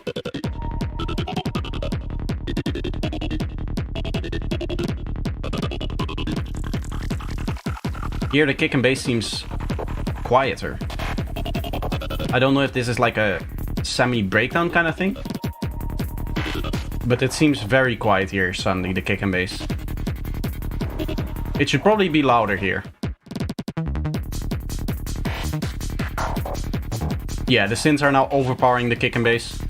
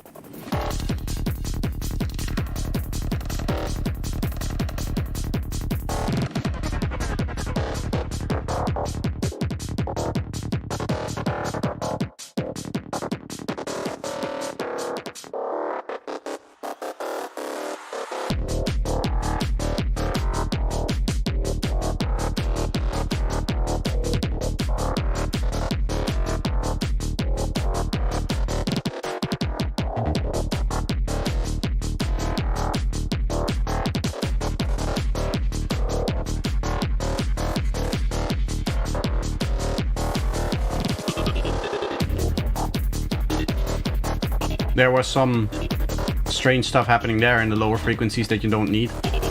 This strong harmonic there, I would look to remove that, because I think it's just masking your kick and bass and it doesn't actually add anything there.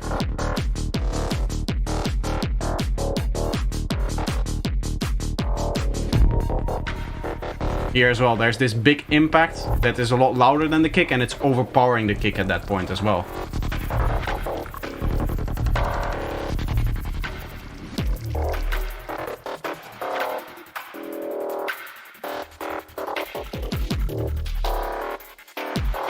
I do like what you're doing here with the bass stuff in the breakdown. But here, when you go back into the drop, the kick and bass should have power. It should be louder, right? It should get a lot more impact so that people start dancing. Now it's getting quieter than it was in the breakdown. That's a very strange decision.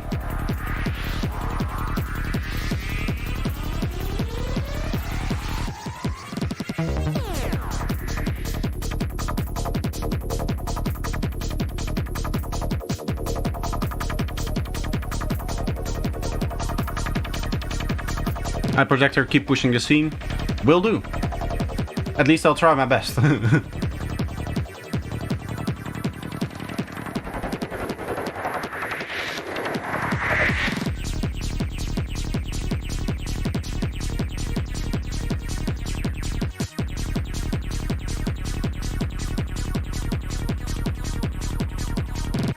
I'm not a fan of the way that you're using the acid sound here. There's two things I would change. I would also play a note on the kick, or have the note that is currently playing on the kick be a little bit more prominent. I do normally say that the kick should come through, but the melody sounds very cut off now. And I think there's not even a note playing there. The second thing I would do is make it more plucky using the amp envelope, because now it just kind of sounds like a wall, and having that sound be a little bit more dynamic just helps it, I guess, stay a little bit more with the rhythm.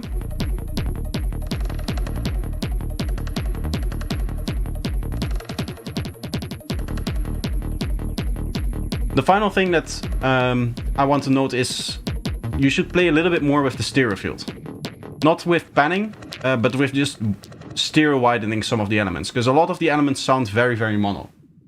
Overall, though, I do like this track. There's a few things that I would change. There's a few things that I believe are just a mistake, like the volume of the kick and bass and stuff like that. But overall, the idea is very cool, and I would definitely want to hear where this goes. Can you tell today that I'm a little bit tired with the way that I'm speaking? Because I can. Thank you. You're welcome.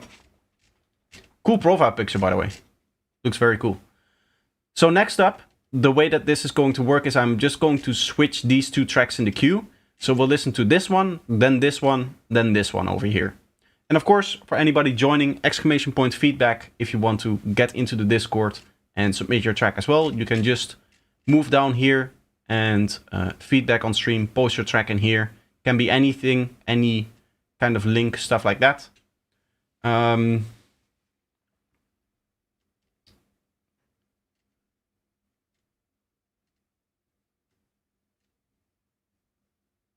Did I want to say anything else?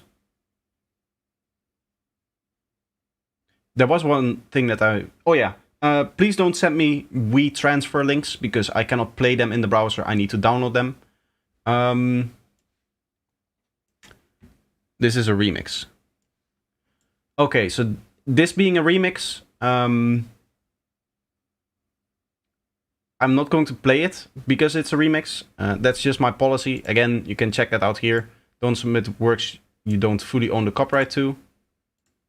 What is this? The website does not say anything about copyright, and the YouTube links are the only way to submit, so no copyright issue.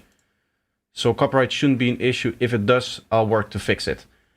I am preemptively not going to play your track for that reason. Again, if they don't give you explicit permission, that means that you don't have permission. So I am, with my channel already having one strike, and with 2 more strike, it just gets deleted. I have to stay careful. That's also why I'm not going to play this track over here. Again, it's a remix, so I'm just going to take it easy, be careful about that, and I'll just play this track over here then. So this isn't the track even. So we'll just have this one, and then we're currently out of tracks, so feel free to submit more stuff. That isn't a remix that you own the full copyright to.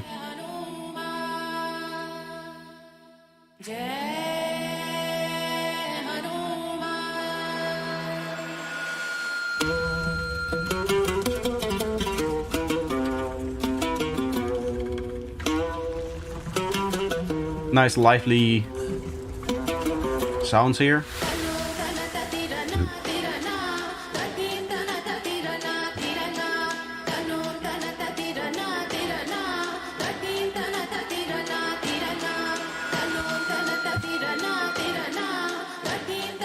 I like this sine wave sound thing that you have going on there. You should reverb it out a little bit. And there should probably be more of an announcement that the drop is coming up, as opposed to just the kicks playing. Maybe like a slide into it, something like that. Because it kind of comes out of nowhere here.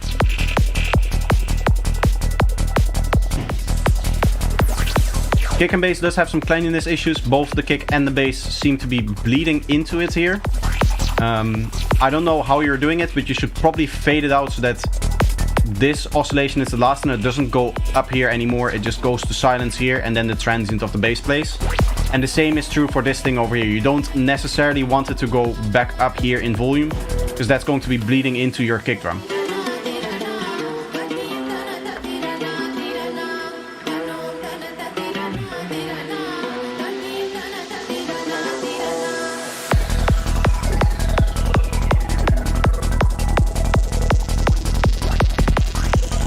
Here again with the cleanliness, your bass line is bleeding into this bass note over here. You can see this is the first transient and this second transient is kind of offset, which is the telltale sign that you're not cleaning your kick and bass. You're not resampling and cleaning it up.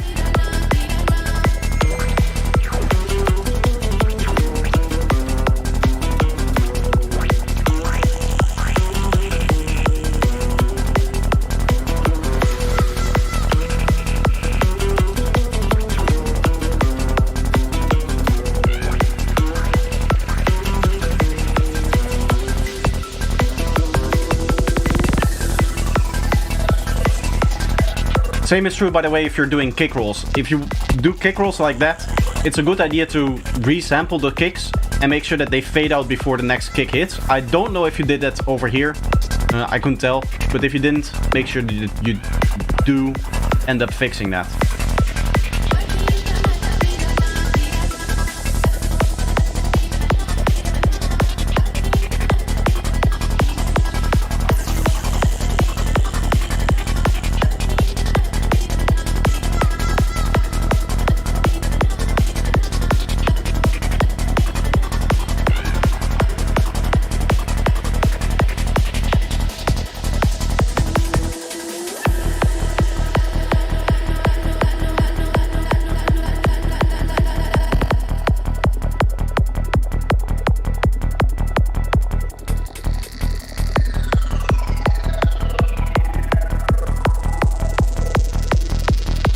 I don't like it when you have the closed hats continuing to play like this.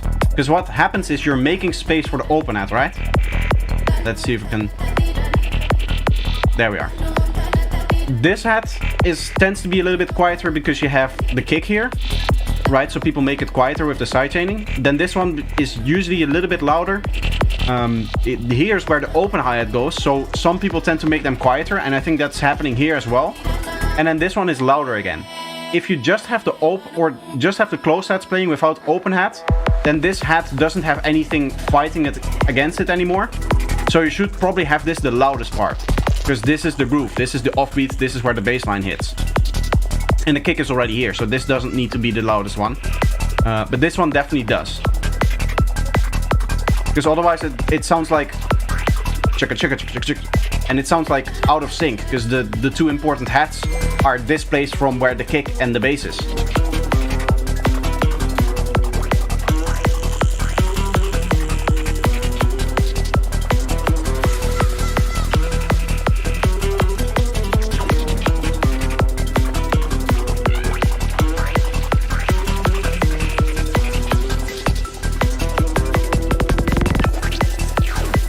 Yeah, you can definitely hear that the transient gets a little bit muddy when you're doing your kick rolls like that.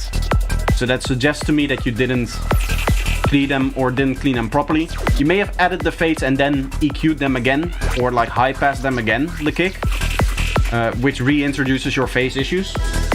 Because that's what cleaning is all about, right? Any filter is going to introduce phasing, not really issues, because you kind of need them as well, for the bass sound to get the sound that you want and the kick sound to get the sound that you want. But they are going to delay and move around certain frequencies,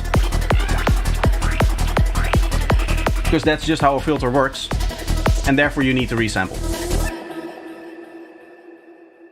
Overall, very nice track. I like it a lot. There's a lot to like there.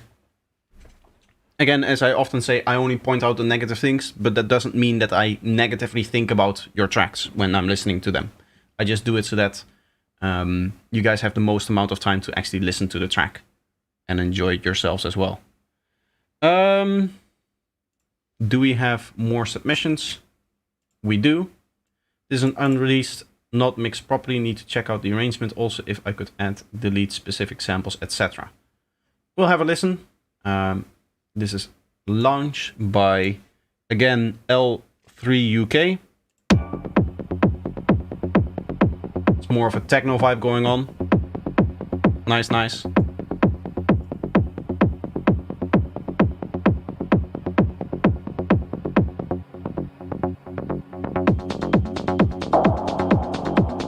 I was hoping we would get some bass from the kick at this point,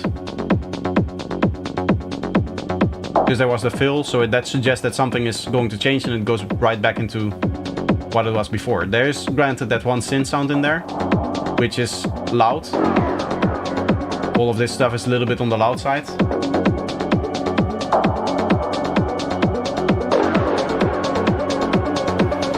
It feels like there should be bass below this stuff here.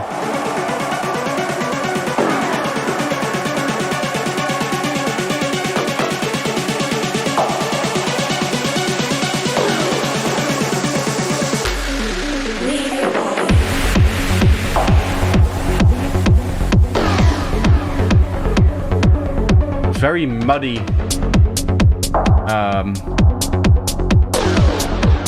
sounds. The bass line is very quiet.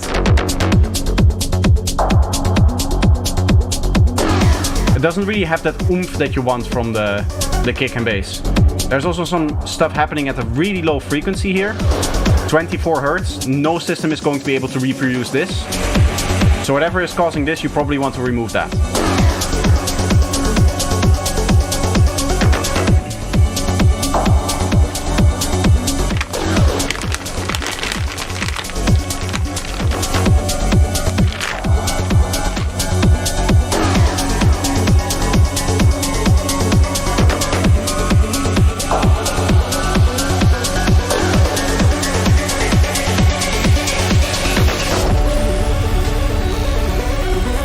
Very loud impact over here.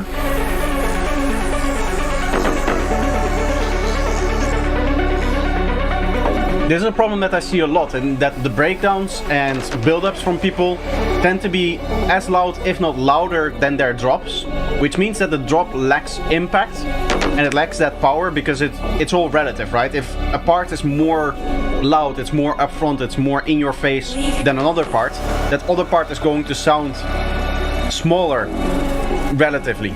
So here what is happening is that this breakdown is just a little bit too loud for the drop that just preceded it. So you want that volume to go down a little bit when we're in the breakdown.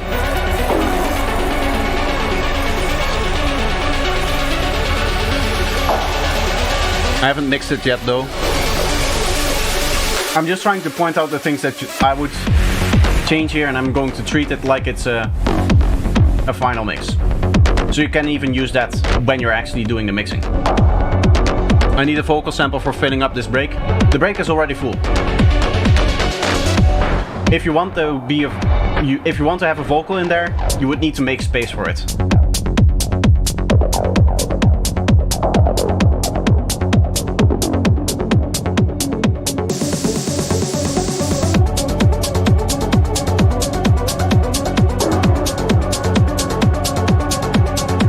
I do have to say I like the vibe a lot.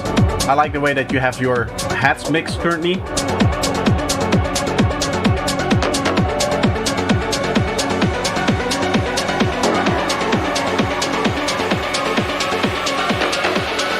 Especially the open hat has that nice piercing texture to it that you want from a techno track, something like that. Here again, the riser is so loud that it becomes actually louder than the drop itself, right?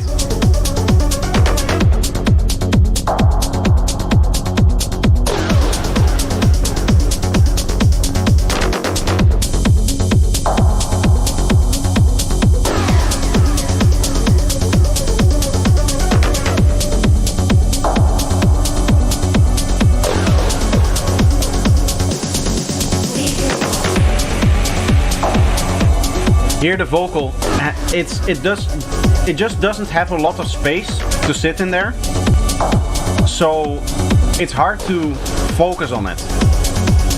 And that's really important with a vocal because it's actually telling you something. It's the story of the track. So either make space for it or just remove the vocal so that we don't try to focus on something that we can barely hear. Because psychologically we do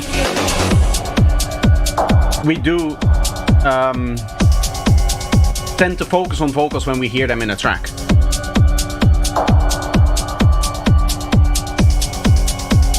And hats and anything I should change? Not really, not something that I notice to be like off in terms of sample selection or anything like that. They sound good.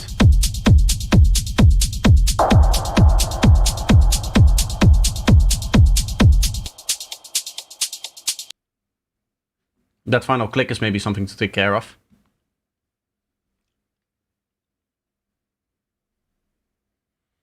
What should I add more? To be honest, it sounds pretty finished. Maybe another 2 minutes of track, but definitely it doesn't need like more elements to it. What this track needs is for the elements that are in here to have more clear definition, which is just a mixing thing. And maybe if you say, like, I want to add a vocal to that breakdown, then you would need to actually remove some elements to make the space needed for the vocal to actually sit in.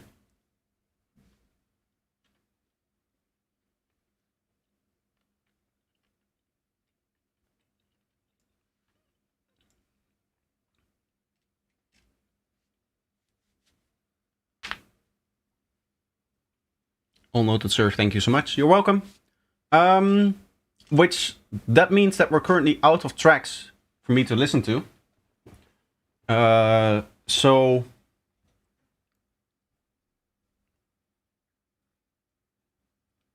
What about reducing the volume and adding the vocals on top? As I said before, in general, I would say that your break is a little bit on the loud side. The other thing... Why did it... I don't know. Doesn't matter. The other thing is... if you want to add vocals, it's not just about like the volume difference, right? The other thing that is important is the frequency. So if there's a lot of high frequencies already there, your vocal doesn't have the space in the frequency spectrum to sit in. Because the understandability of a vocal really comes from its higher frequencies, like this area over here. So that would be like 3K to 10K. Because... or maybe a little bit lower, like 2K to 10K. That's really where the understandability of a vocal is. Like the tonal part of the vocal, that weightiness of the vocal is in the lower area of the frequency spectrum. That doesn't really tell you the information of what the vocal is saying, because the S sounds and the T sounds and the P sounds, all of that stuff is happening up here in terms of how it changes texture in the frequency spectrum, which is essentially what we're listening to when we're trying to understand the vocal. It's just how do the frequency move differently from each other when you're saying a T instead of an S, instead of a P, instead of any other letter, right? All of the different sounds that we made it. I deleted the message reply, sorry. No worries. I just saw it went missing, so I thought maybe something happened to it.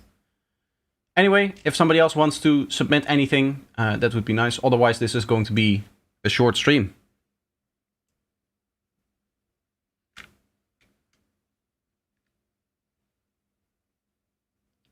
Also, how wide should the bass be? Can you show it in the meter? I showed it before for Psytrance, and I think in like techno-ish styles, you can go a little bit wider, because the bass tends to be like a muddy mess. It doesn't tend to be very clean, right? Because it's all rumble. Let me see if I can... Yes. I'll just try to find like an area in my track over here. You know what? Let's make a kick and bass. That's going to be the easiest way to explain it. My samples, I'm going to get myself a kick.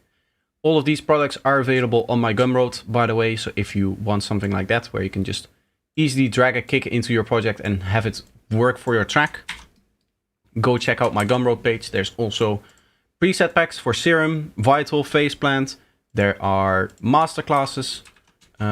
So video content as well. The Masterclass 2.0 is on my Gumroad as well, which is 24 hours of edited footage where I explain everything about making a Psytrance track from start to finish, including mixing, mastering, everything that you want to know.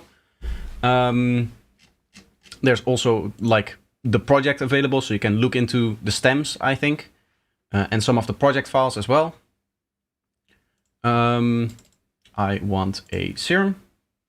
I'll just make a quick kick and bass, nothing special, just one of my presets. This is, by the way, the preset that I use all the time for my own basses. I just use this auto control subfilter thing here, and I set the processing the way that I want to.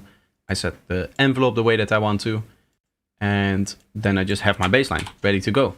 I don't have to worry about phase alignment. I don't have to worry about any of that stuff, because that's the way that I made the patch. The only prerequisite to that is that you don't process it with any phase shifting plugins. So no multiband processing, no filtering, very little EQing, no dumb stuff like doing stuff like this. People still do this, where they remove the lower frequencies of their bassline without thinking about it. Do not do this. Stop doing this. This is ruining your kick and bass phase alignment more than anything. Unless you resample, of course. Anyway, rant over. Let's have a listen to this kick and bass. Sounds like a kick and bass, but it is going to be completely mono. If I open up stereo spread and I disable the actual stereo generation, you should see a vertical line here without any stereo information. Now when it comes to so when you enable this, you can already hear also the texture changing. Not just that it becomes wide, in this case too wide, right? It's sitting too far here, but you can also hear that the texture of the bass line changes. So what I like to do when it comes to the stereo width of the kick and bass, I just listen and I start setting the tonality with the bands, and I'll usually set this a little bit higher, like roughly around 250 Hertz. I just go for tonality that I like. I might turn down the spread a little bit. But this is roughly what you should aim for when it comes to a sidetrance bass line.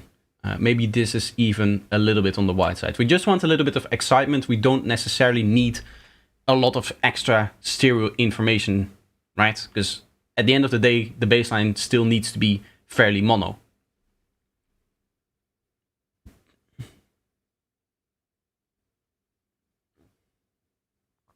Can you also show me kick rolls or offbeat bass, how they are mixed with the bass? Okay, let's roll this out here. Say that I want to do a offbeat kick over here. What I do is I duplicate the kick, and when it comes to the bass line, I don't have a bass line.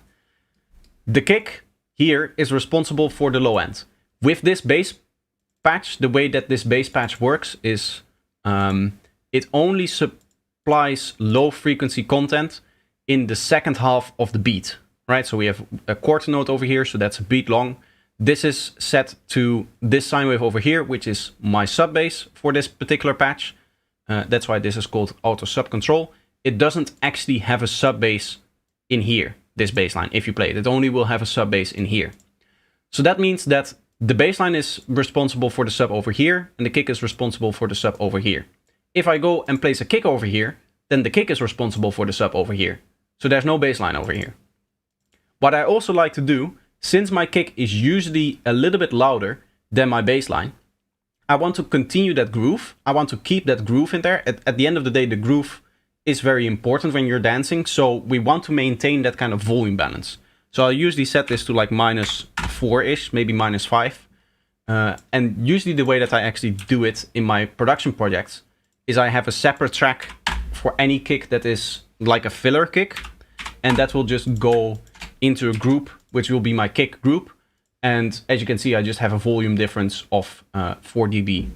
And now you get something that is going to sound like this.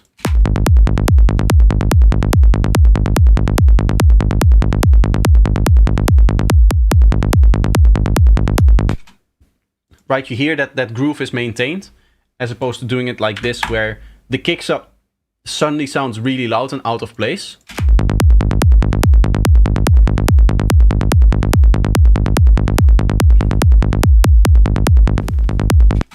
It sounds like this kick is grabbing as much attention as this one, which effectively it is doing because it's at the same volume. So I want that attention grabbing to be a little bit less, and therefore the volume is going to go down. What I could also do, and sometimes I do this as well, is just shave a little bit of extra information away from the top end. So again, just to make sure that it grabs a little bit less attention than the main kick does. Because the main kick is more important than any kick roll that you're doing. And then you get something like that.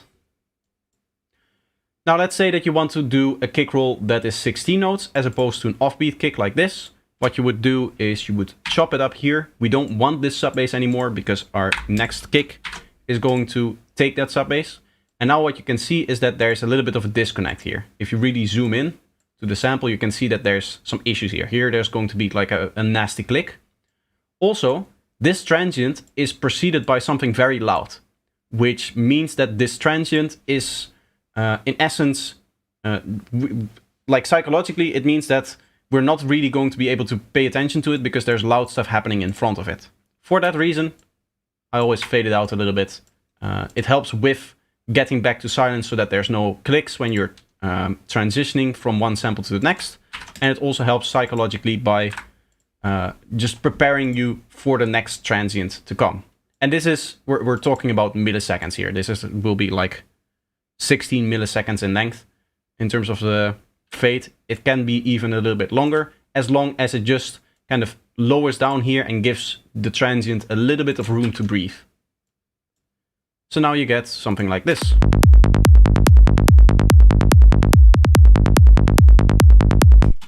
Right, that sounds natural. That sounds like the groove is continuing, the groove of the bass line.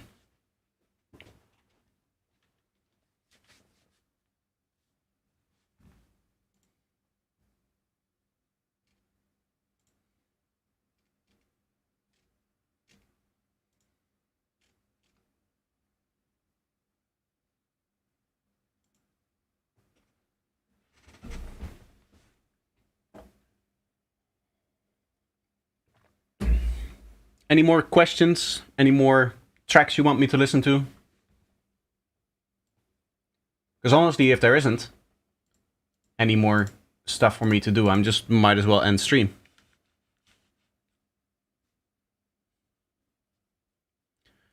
When we add low pass filter on the kick and bass.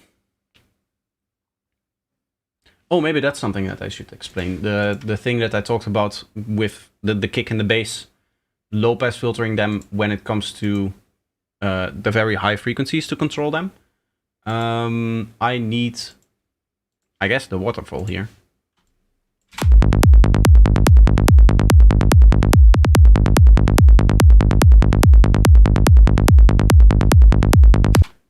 Okay, so when it comes to your psytrance track, this high area, this 10K area, is going to be taken up mainly by your hats, right? When the hats are playing.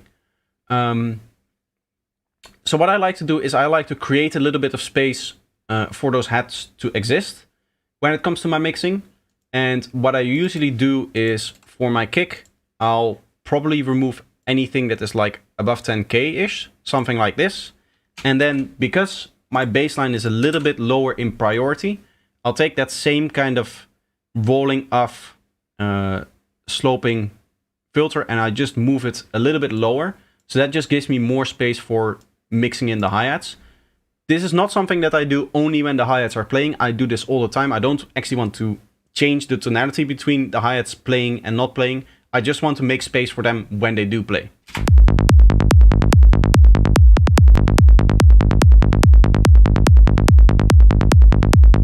So now you get something like this. The bass line seems to be a little bit too open for my liking. So I'm going to close it a bit more.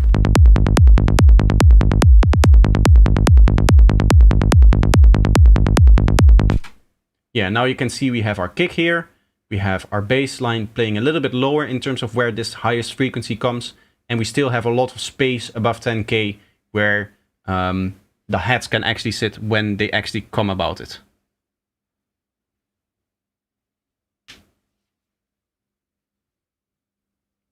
I'm talking about the mid-drop part.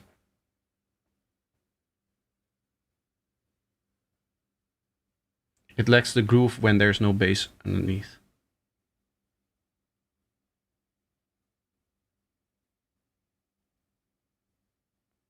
I don't know what you mean by that then. When there's no... Why would a low-pass filter remove bass? You mean the high-pass filter?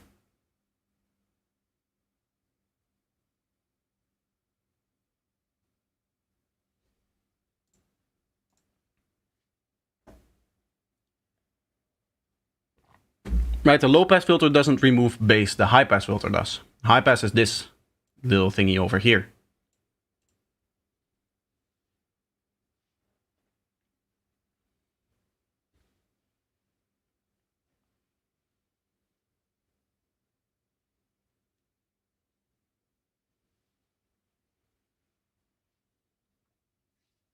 I know the delay is a little bit long, so that's why I have to wait here when I'm having a conversation.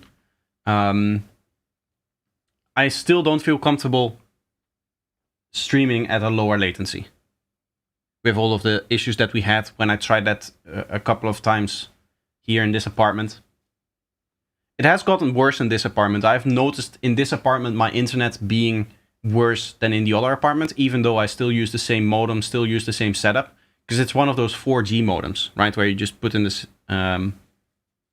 a SIM card, and then it just works kind of like a cellular network thing, I guess. I guess the connection here is just a little bit worse. After 16 beats, we transition the kick and bass by cutting low pass filter slowly. We cut high pass filter. The LPF is this. This is a low pass. That's what you're saying here. This is a low pass. We don't use the low pass for the transitions. We use the high pass. But I can talk about that for sure. Let's take this thing and actually indeed have a 16 bar drop segment. So 16 bar drop segment will look something like this. I will remove 3 kick drums and 4 bass notes so that we have the area for our fill here, right? So this is how you would set up a fill, something like that.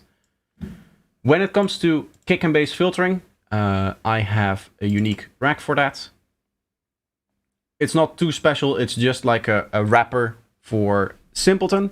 I like Simpleton because its high pass filter goes down to 4.8 Hertz, meaning that I can just leave this on my kick and my bass, and it will be so low that it doesn't cause any major phasing issues on my kick and bass. Like, there will be a little bit of a phase shift, but not enough for it to be an actual problem. It's here it is. It's usually the case that when it comes to the filtering, we'll do something like this, right? We'll go up over time like that. And we'll just copy that over to the bass. And we'll have something like this.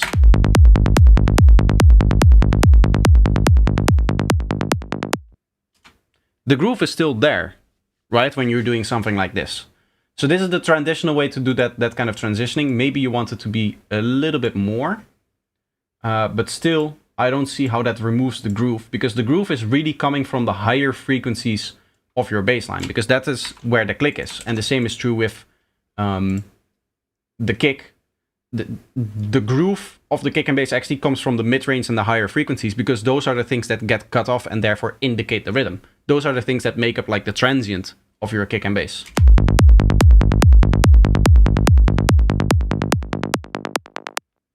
You can hear no like low frequencies in this part over here, but we can still distinctly hear each like transient happening, because the parts that make up the transient don't actually get filtered out with this kind of transitioning high pass filter.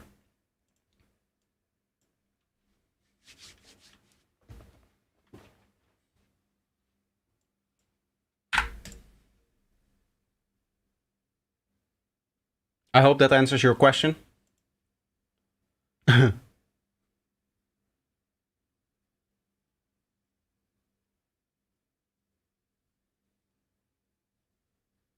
I do see I have another track to listen to.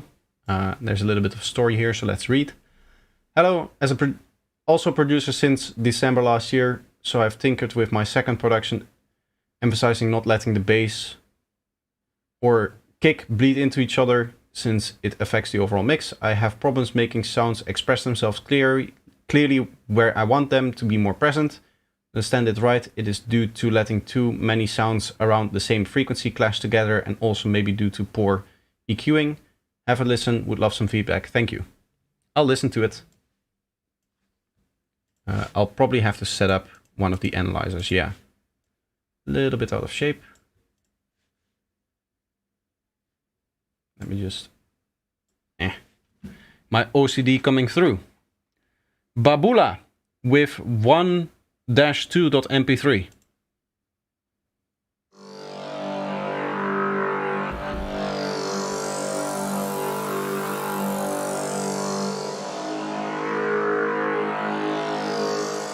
Interestingly, also going for different notes and different chords in the intro. Just like the other guy that started producing in December.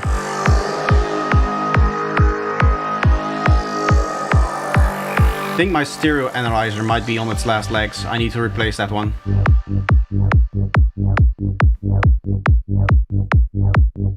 See, here when it comes to the kick and bass, there's not a lot of connection here. Like, the cleanliness is okay, but you can definitely fill up this space over here. And to be honest, I think the track would be a lot more groovy if you just have an offbeat bass here that just kind of plucks from this part over here, and then have the kick kind of go almost up until that part over there, right? So that there's this little bit of space in between, but then there's just like a click happening here. Because now it doesn't really have that groove. And you can see where it should be, because you can see the hi-hat playing there.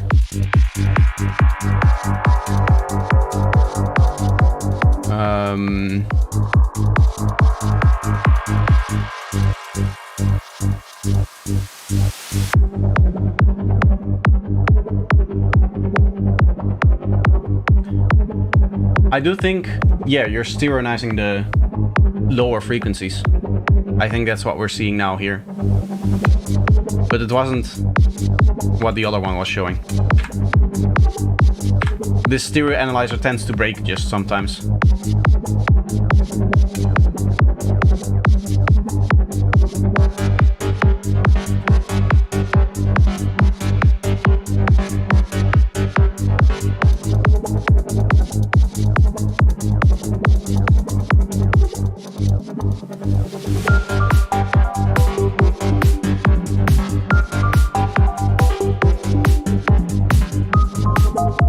I like this sine plug thing happening here.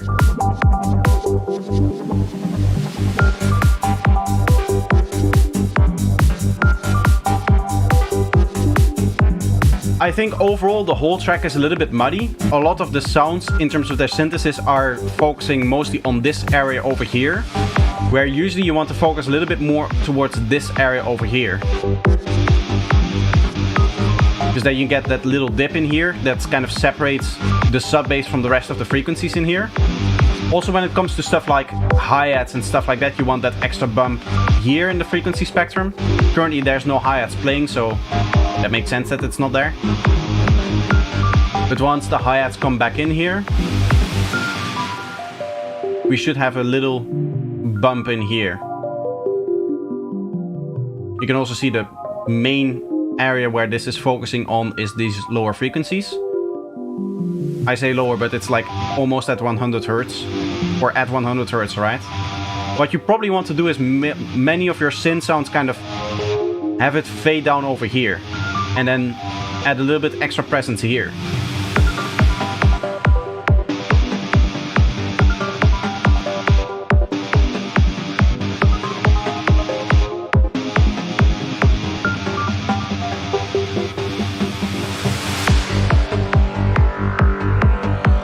But overall, for a second track, I do really like it. Structure seems to work. There were a few parts where I thought the structure was a little bit on the strange side, but this last part has been working a lot with the structure.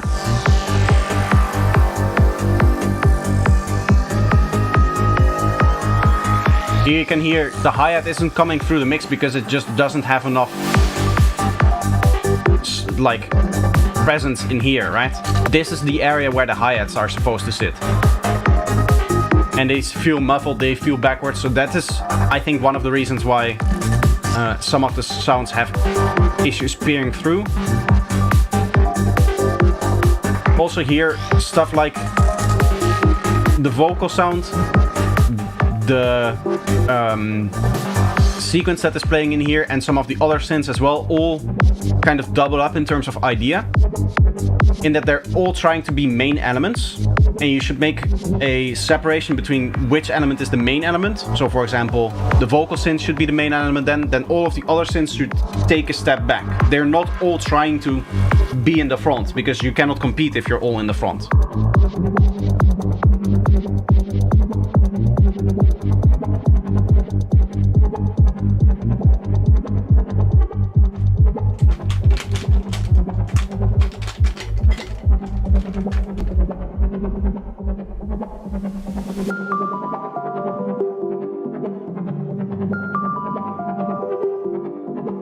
So for example here, it is clear that the sine plugs are mixed a little bit louder than that wobbly synth. But now we have the sine plugs, the guitar, and the wobbly synth, and some other like sprinkles on top, which by the way is really cool in terms of its sound design. But mixing wise, it's going to be hard for all of the elements to stand out. So when the guitar comes in, it's probably a good idea to actually stop playing that arp.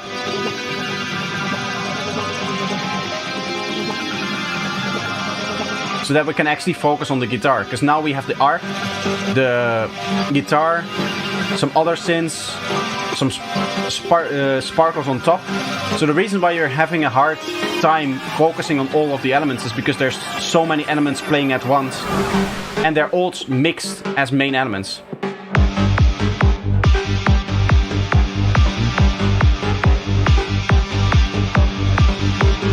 For example, in this drop I would choose to just completely remove the guitar and focus on that other synth. Because the guitar stopped playing right before the drop, and then that synth kind of continued. So I would just try to ride around that synth that is playing there.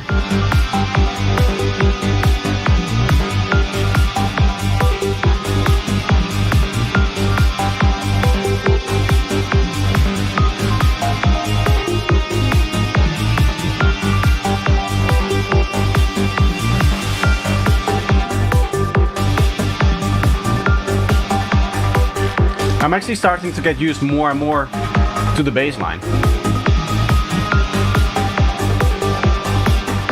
I must say that I kind of like it now, the way that it kind of grooves into it, like it slides into it. It's like a delayed sliding bass line.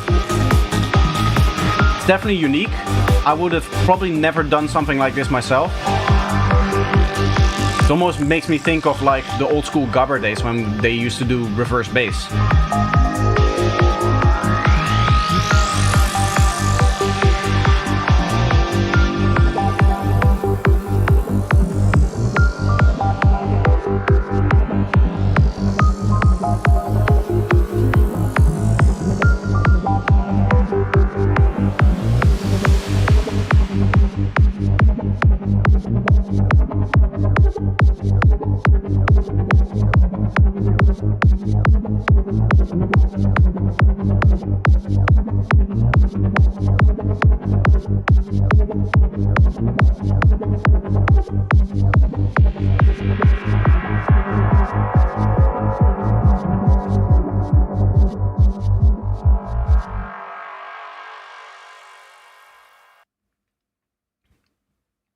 Sorry, I was eating.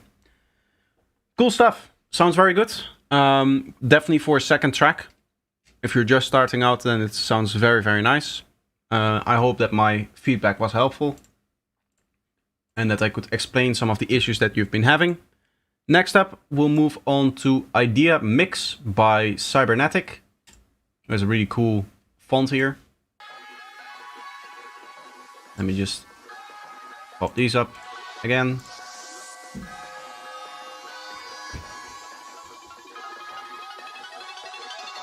This thing does... here. To be honest, I didn't even notice it. But it was frozen. I'll leave it on for this one. People think that I'm continuously looking at the analyzers to find all of the problems. But hopefully that last thing showed that I don't look at the analyzers all that much. There's a lot going on here that is overlapping. In terms of different sounds, it's hard to focus on what you want me to listen to.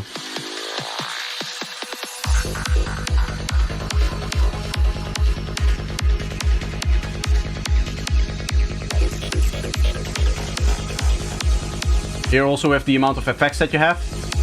The other thing is, bassline is a little bit on the quiet side. It also sounds a little bit strange in terms of its tonality.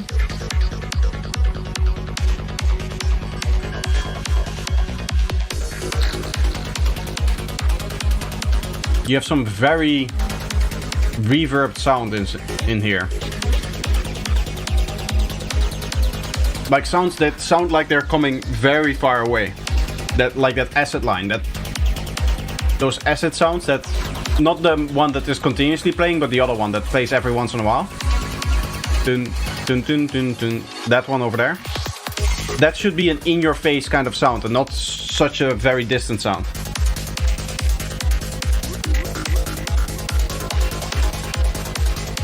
This as well. Here's a sequence that should be like high energy, full power.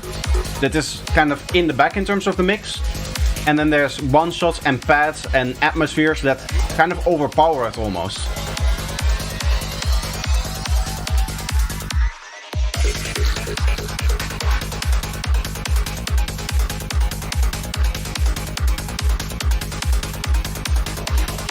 Also, I'm not a fan of the hats that you're using. They're too low in where their energy is sitting. They're sitting around here. I would like to hear them around here.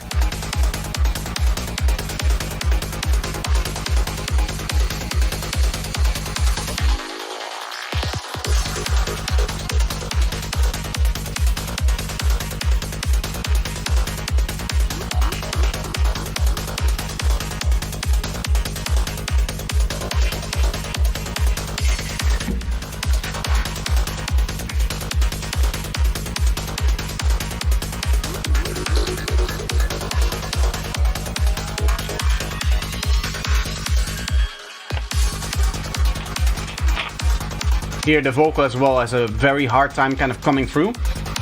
Overall, I think it's partially a mixing issue that I'm describing here, but also I feel like there's just a few too many elements happening in general.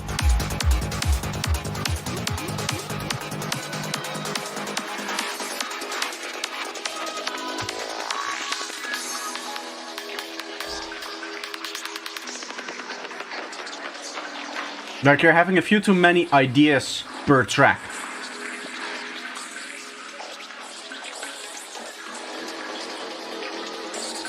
Everything is very stereo, by the way. It's not a good thing. They should be probably over here-ish in terms of the total stereo width. Because now this isn't mono-compatible anymore. I think that's one of the reasons why it sounds so distant, all of the sounds.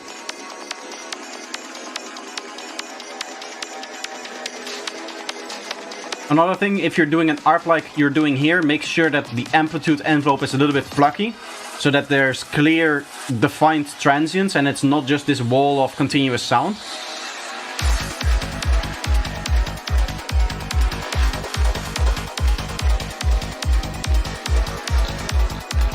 Like I feel you have these textures in here. I think there's two melodic ideas going on. Yeah, there's one synth that goes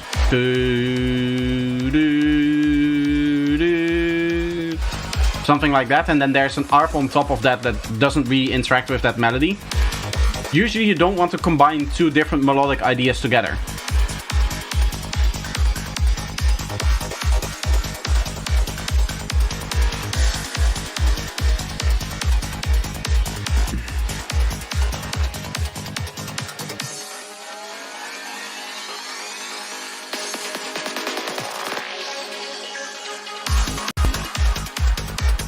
There were some issues there. There's a little click happening. Maybe some automation changing or something like that that causes some issues. Or just a render issue.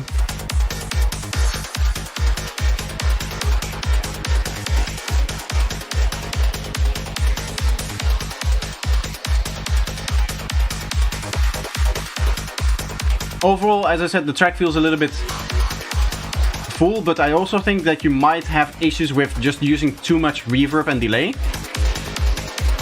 Because the reverb and the delay is again kind of like, you can almost think of it like an element that the main element, the dry element, has to fight against, right?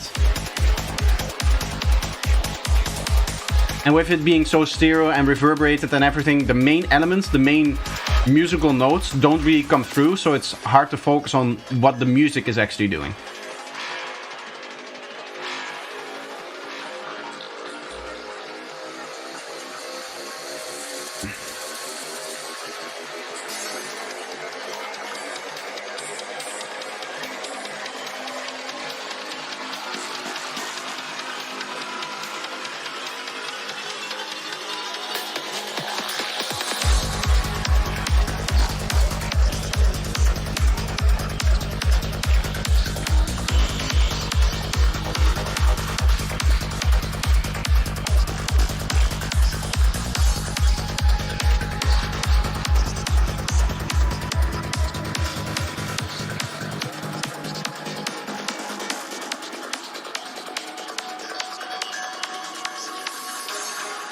Also,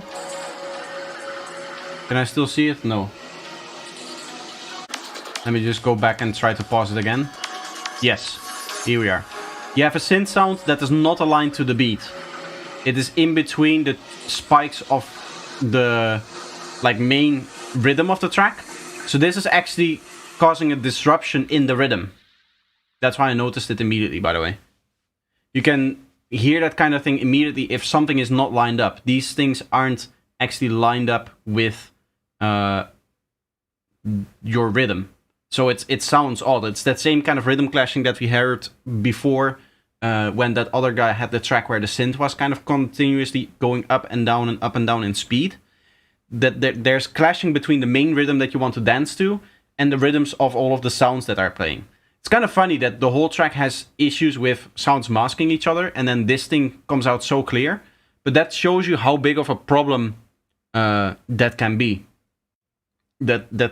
Things not lining up is something that immediately jumps out to you. These analyzers, all of them are called Signalizer. You can just install it, and once you have it installed, you can download this rack over here from... I believe I put it in stream discussion, maybe? I did put it a while back. Maybe I put it in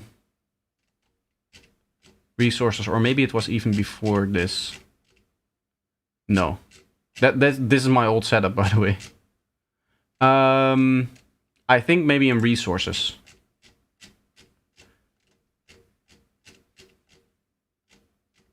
I should probably pin this one, because a lot of people ask for my specific analyzer setup. Yeah, so now it's pinned, and you should be able to find it in the resources channel. My specific analyzer setup is that there's presets for this, and there's a lot of adjustments that you can do.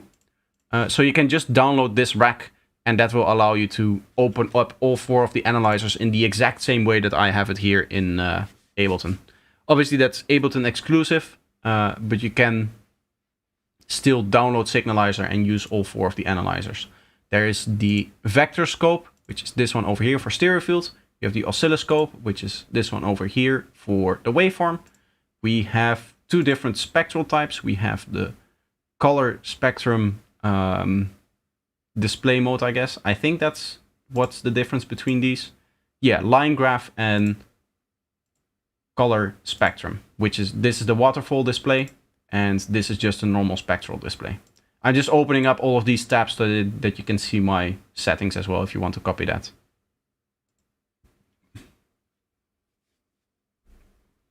Signalizer VST, yes. You just Google that and then you should be okay. Okay, there's not much more in terms of tracks for me to listen to, so I think I'm going to end the stream here. Just going to quickly close the queue. I'll continue writing these messages when I no longer accept tracks, so that people know. I'm just going to make a habit of that, both for those just coming into the stream and just submitting towards the end of a stream or something like that.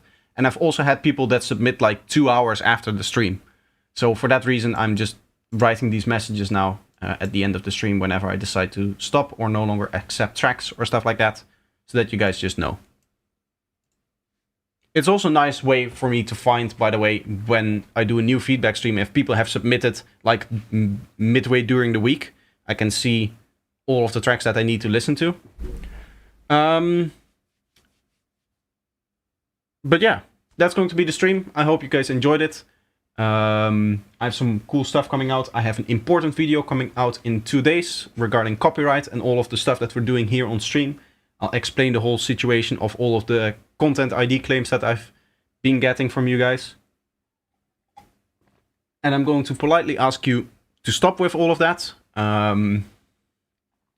But that will be explained in that video. Other than that, go make sure to check out Eclipse, our label. We just released last month our first collection of music. And it would be really nice if you guys would support us by listening to that. Another way that you can support me is checking out my products on Gumroad. I have everything from sample packs for drums and other things, to preset packs for Serum, Vital, Faceplant. I have a masterclass, which is very good, 24 hours of edited footage. There's 2 versions of that available. There's the video-only version for $60, which just gives you the videos, but if you also want to look at the projects and all of the stems, and I think the mixing project, mastering project, I don't know if the production project is included in that, because it's like very plug-in heavy. So there's the stems, mixing project, and mastering project, and all of the files that you should need to be able to open that up as well. And that's $120 if you really want to dig into it and look at things yourself, if you maybe want to redo the mix and follow along with me mixing. But yeah, that's going to be it for today. I hope you enjoyed the stream, and I hope to see you in the next one.